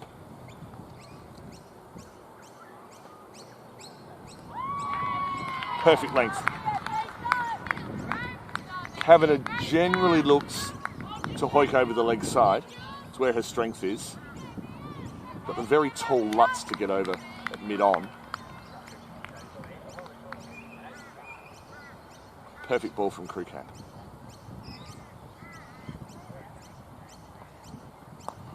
Slash into the offside, it's just going to clear the infield. May even get a boundary out of it, in fact she has. So a loose shot from Kavanagh. But the Waveriders won't care, and to be fair, Krewkamp drew the error there.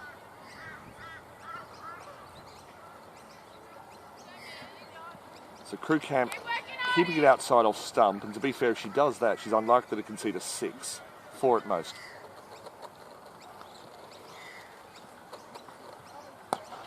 There's the hit. 1 bounce 4. And she did clear Lutz. And only bounced about 2 or 3 metres inside the rope. So again, Kavanagh doing the right thing, lofting over the infield during the power surge. But Krewkamp should not be discouraged. She's got 1 false shot. And she's making sure that Kavanagh has to play her at maximum aggression. To Kavanagh's credit, timed it beautifully.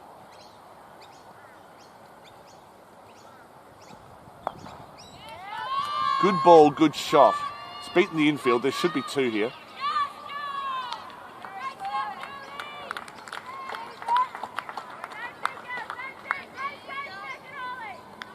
So this over's going to plan for the Waveriders. It's been an excellent power surge from them. They attacked Hamilton, they're now attacking Crew Camp. The question is whether they can maintain the rate once Wotherspoon can put the field back again.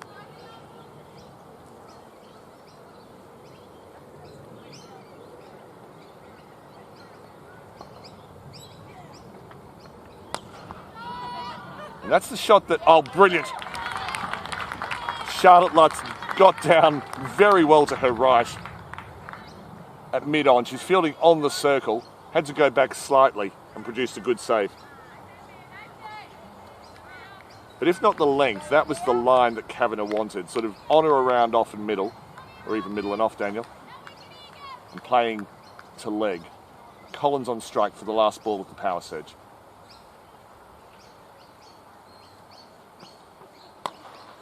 Slashed over the infield, just goes over Malay, will not reach the boundary.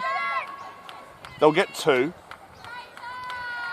Almost created a run-out chance at the bowler's end. So Collins attacking. So credit where it's due. The Waveriders took the power play. They attacked it. It's now 4 for 97 with 4 overs to go.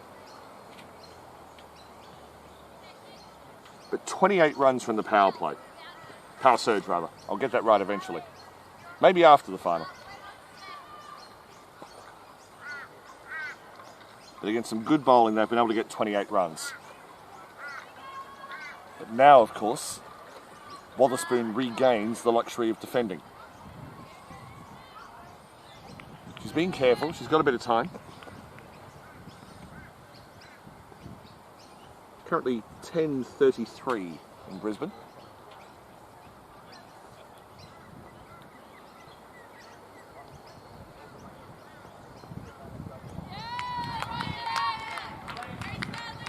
That's a win for Hamilton. She just took a little bit of pace off that delivery. Kavanagh was more or less through the shot. Which meant if she had have connected, wouldn't necessarily have gone particularly far. Two fielders back straight, deep mid-wicket, deep cover, deep third. No one close in. That could be 4 leg byes. Good work. Crew Camp's been good on the boundary all through this tournament. She was able to keep that to 2 leg byes.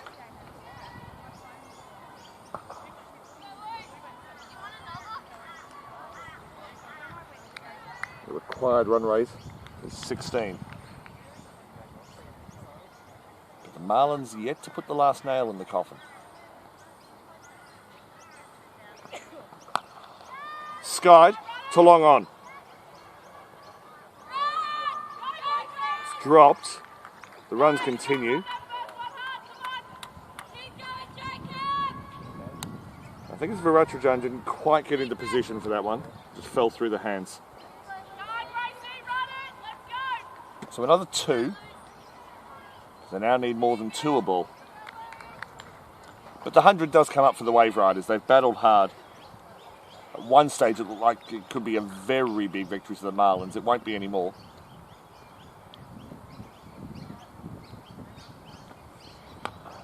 Hamilton changes the angle. And pretty much takes out the leg side by bowling wide of off as well. So Kavanagh off strike. She's done well to get to 26. Started very slowly. Not far behind a runner ball now. 27 in fact. Collins has been excellent. 17 off 8. Typical of her output in the last few days.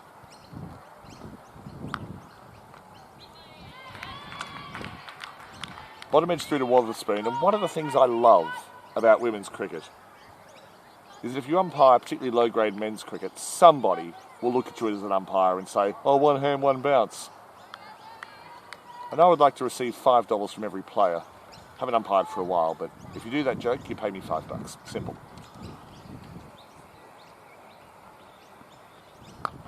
Good change of pace. Good connection from Collins, but it should be fielded at long on. They've come back for 2. And so the aggression in the running is finally there. The ball hits the stumps, but not till Kavanagh is well past any point of danger. And so a controlled over from Hamilton. 7 runs from it. expensive in some circumstances, and the run rate required is now 18. So we're into story territory, meaning that if the Waveriders win it from here, it'll be a win that is recounted in coffee shops and get-togethers for a very long time. And Jack Doyle has seen fit to ask me, this is the Bayside Pirates coach, who am I backing from here? Well, if you mean emotionally, the answer is still no one. But if you mean from a prediction perspective, yeah, I think you're probably right with the Marlins here. I had no idea before. I have a better idea now, which happens when you're 90% of the way through the match. Crew camp from the clubhouse end.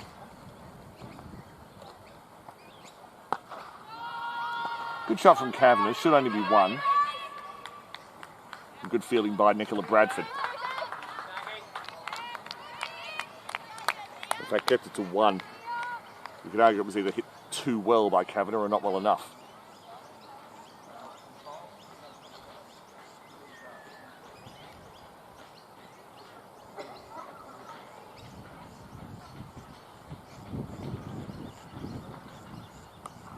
Good bouncer and a slightly better pull shot. Didn't get all of it, Collins, but she lofted it well over the infield, and that's a good boundary from Grace Collins.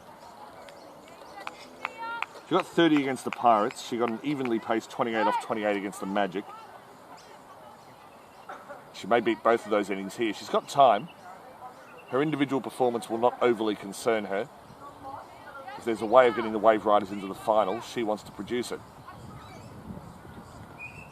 But from Crew Camp's perspective, well done getting it around the shoulder and forcing a good shot. Offside, just over the infield. 4 more. Collins is keeping the Waveriders in this, and it's going to take a lot. There's no point not trying. Collins is doing everything right. Lutz is just asking after the health of Crew Camp. Not sure whether she's concerned about dehydration or maybe a muscle injury.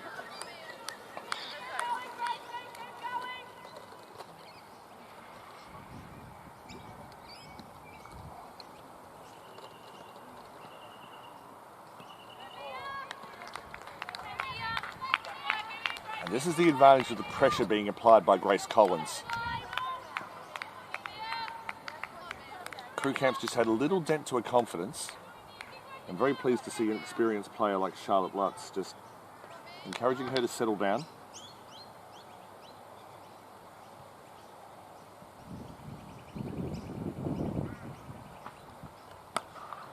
Let's wait for the offside. Could be caught. No, it's just going to be one bounce to Charlotte Briggs. Had the option of running in to take the catch, but thought, well, at this stage of the game, let's just stay back and keep it to one. But again, Collins attacking. But a nice innings.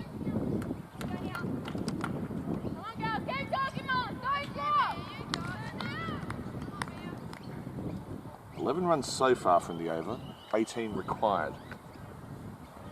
Repeatedly. And Kavanagh's just struggled with that length, particularly outside off stump. And to be fair, most batters across the world struggle with that length. That's why you try to bowl it as much as possible. So Collins has caught Kavanagh. They're each on 28.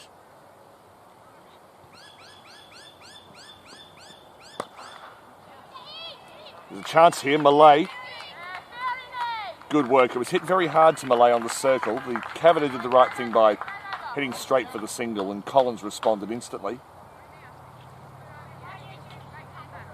And so even though that over went for 12, the required run rate increases. It's now 21. 42 required off 12 balls.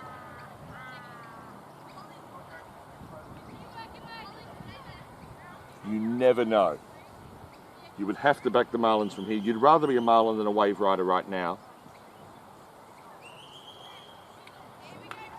But there are two reasons I don't bet on sport. One, because I actually find it makes the game more stressful and less enjoyable.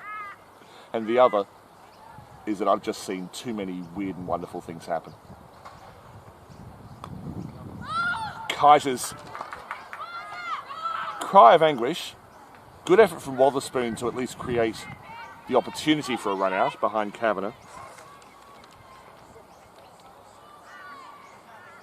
I think any time Rebecca Kaiser can bowl a ball that produces a cracked voice minor third ascending, you can be assured it was a good ball.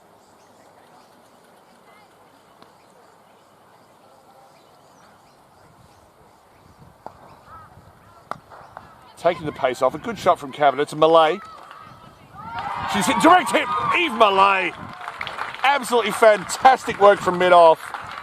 Kavanagh has battled hard. Did the right thing there, hit it hard, didn't find the gap, but had to charge for a single anyway. But Eve Malay, who looks pretty square to me, can't have been much more than one stump to aim at, produced a direct hit with the left arm. She showed a lot of promise with the gloves earlier in the week, but whenever she doesn't have them, if she can produce fielding like that, my word. So Kavanagh departs, Meg Metham comes to the crease, and the reception for Julia Kavanagh will begin shortly.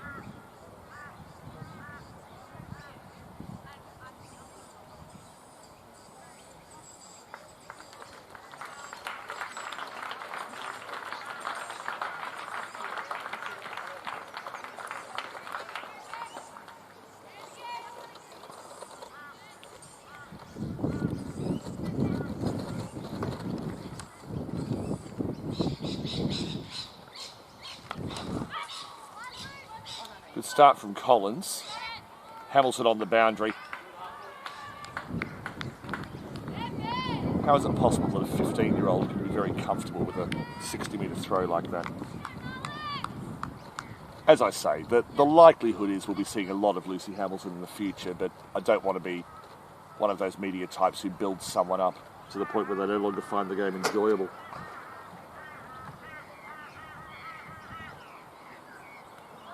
Her changes of pace, Rebecca Kaiser's, have generally been well controlled. She's strayed a couple. Remember, these are teenagers. Most bowlers have strayed a couple. Attempting those this week, but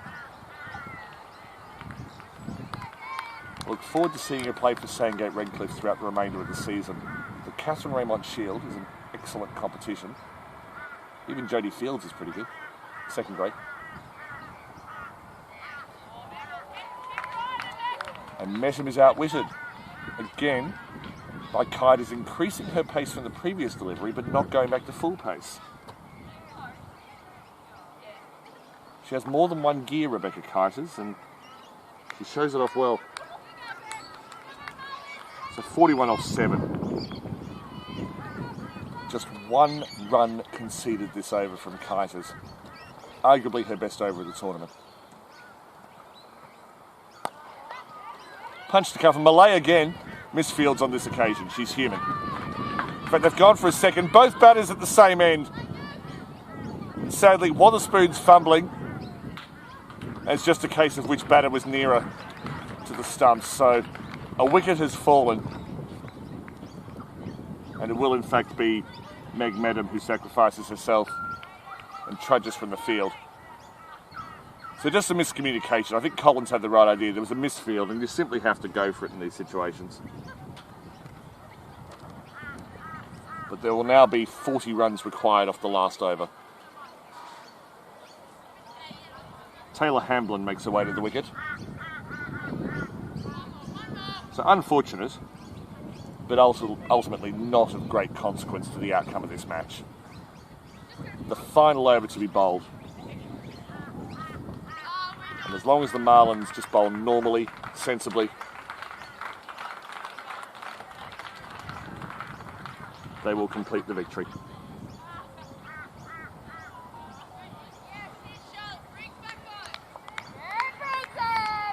And Charlotte Briggs, who's probably not conceded 40 runs in an over in her life, does not intend to start now. Collins will be on strike. Hamlin at the non-striker's end.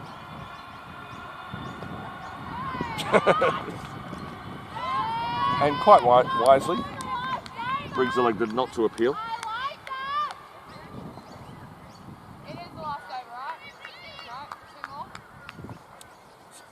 So 5 balls remaining in this innings. Thank you.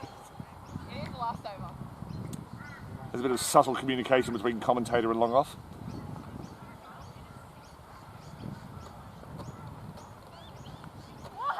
Some pad on it. So 2 dot balls, which maybe shouldn't have been.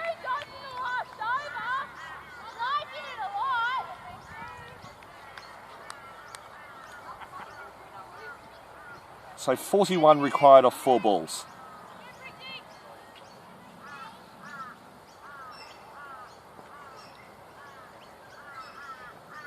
Good and straight bottom edge. And Briggs will concede a run. And for her sake, I hope she hasn't conceded a thumb. Shaking the left hand.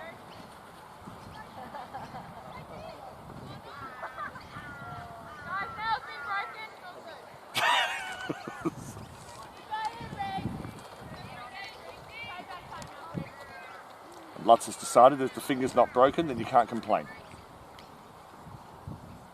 Outstanding performance from the Marlins.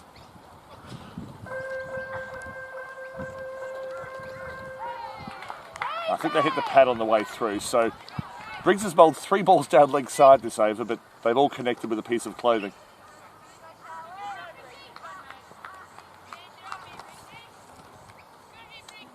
So for what it's worth, 40 runs required from 2 balls. The next semi-final begins at 11 o'clock.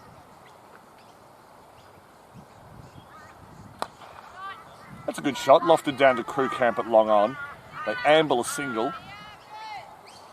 And so Taylor Hamblin will get to face 1 ball before the end of the innings. And Graham, I'm very pleased that you're impressed with the run out from Eve. Superb piece of fielding.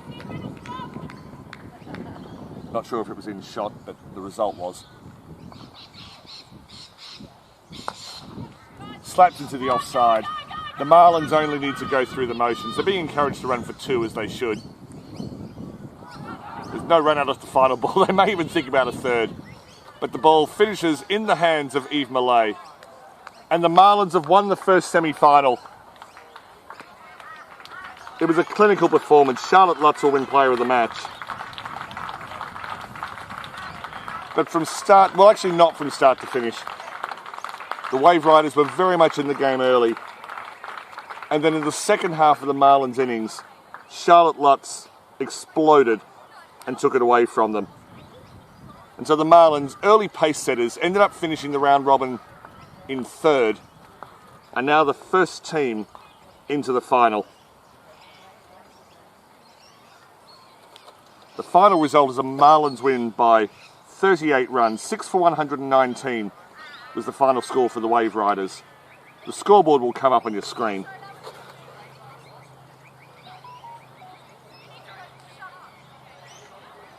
Superb effort by Grace Collins, 32 not out off 18 at the end. Kavanagh battled and battled and battled for 29. Good work as captain this week. Abby Toshak battled as well for 30.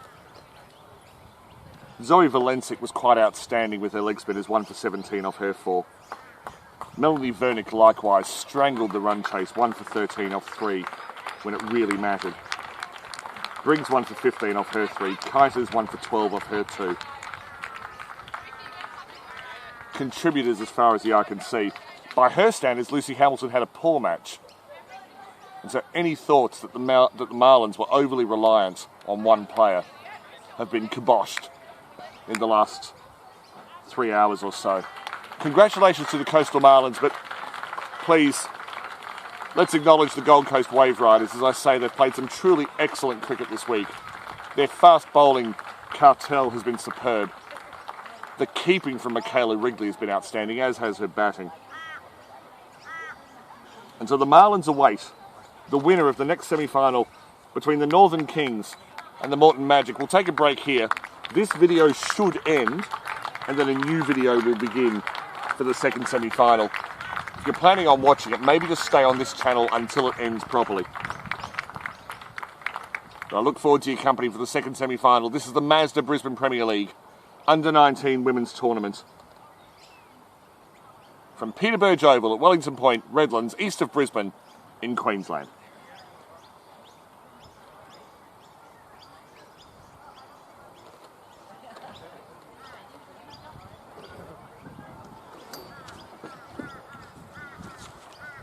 Well done, Daniel. Thank you so much. Nice wrap. I'll be watching it back tonight, so I'll be looking for the colour.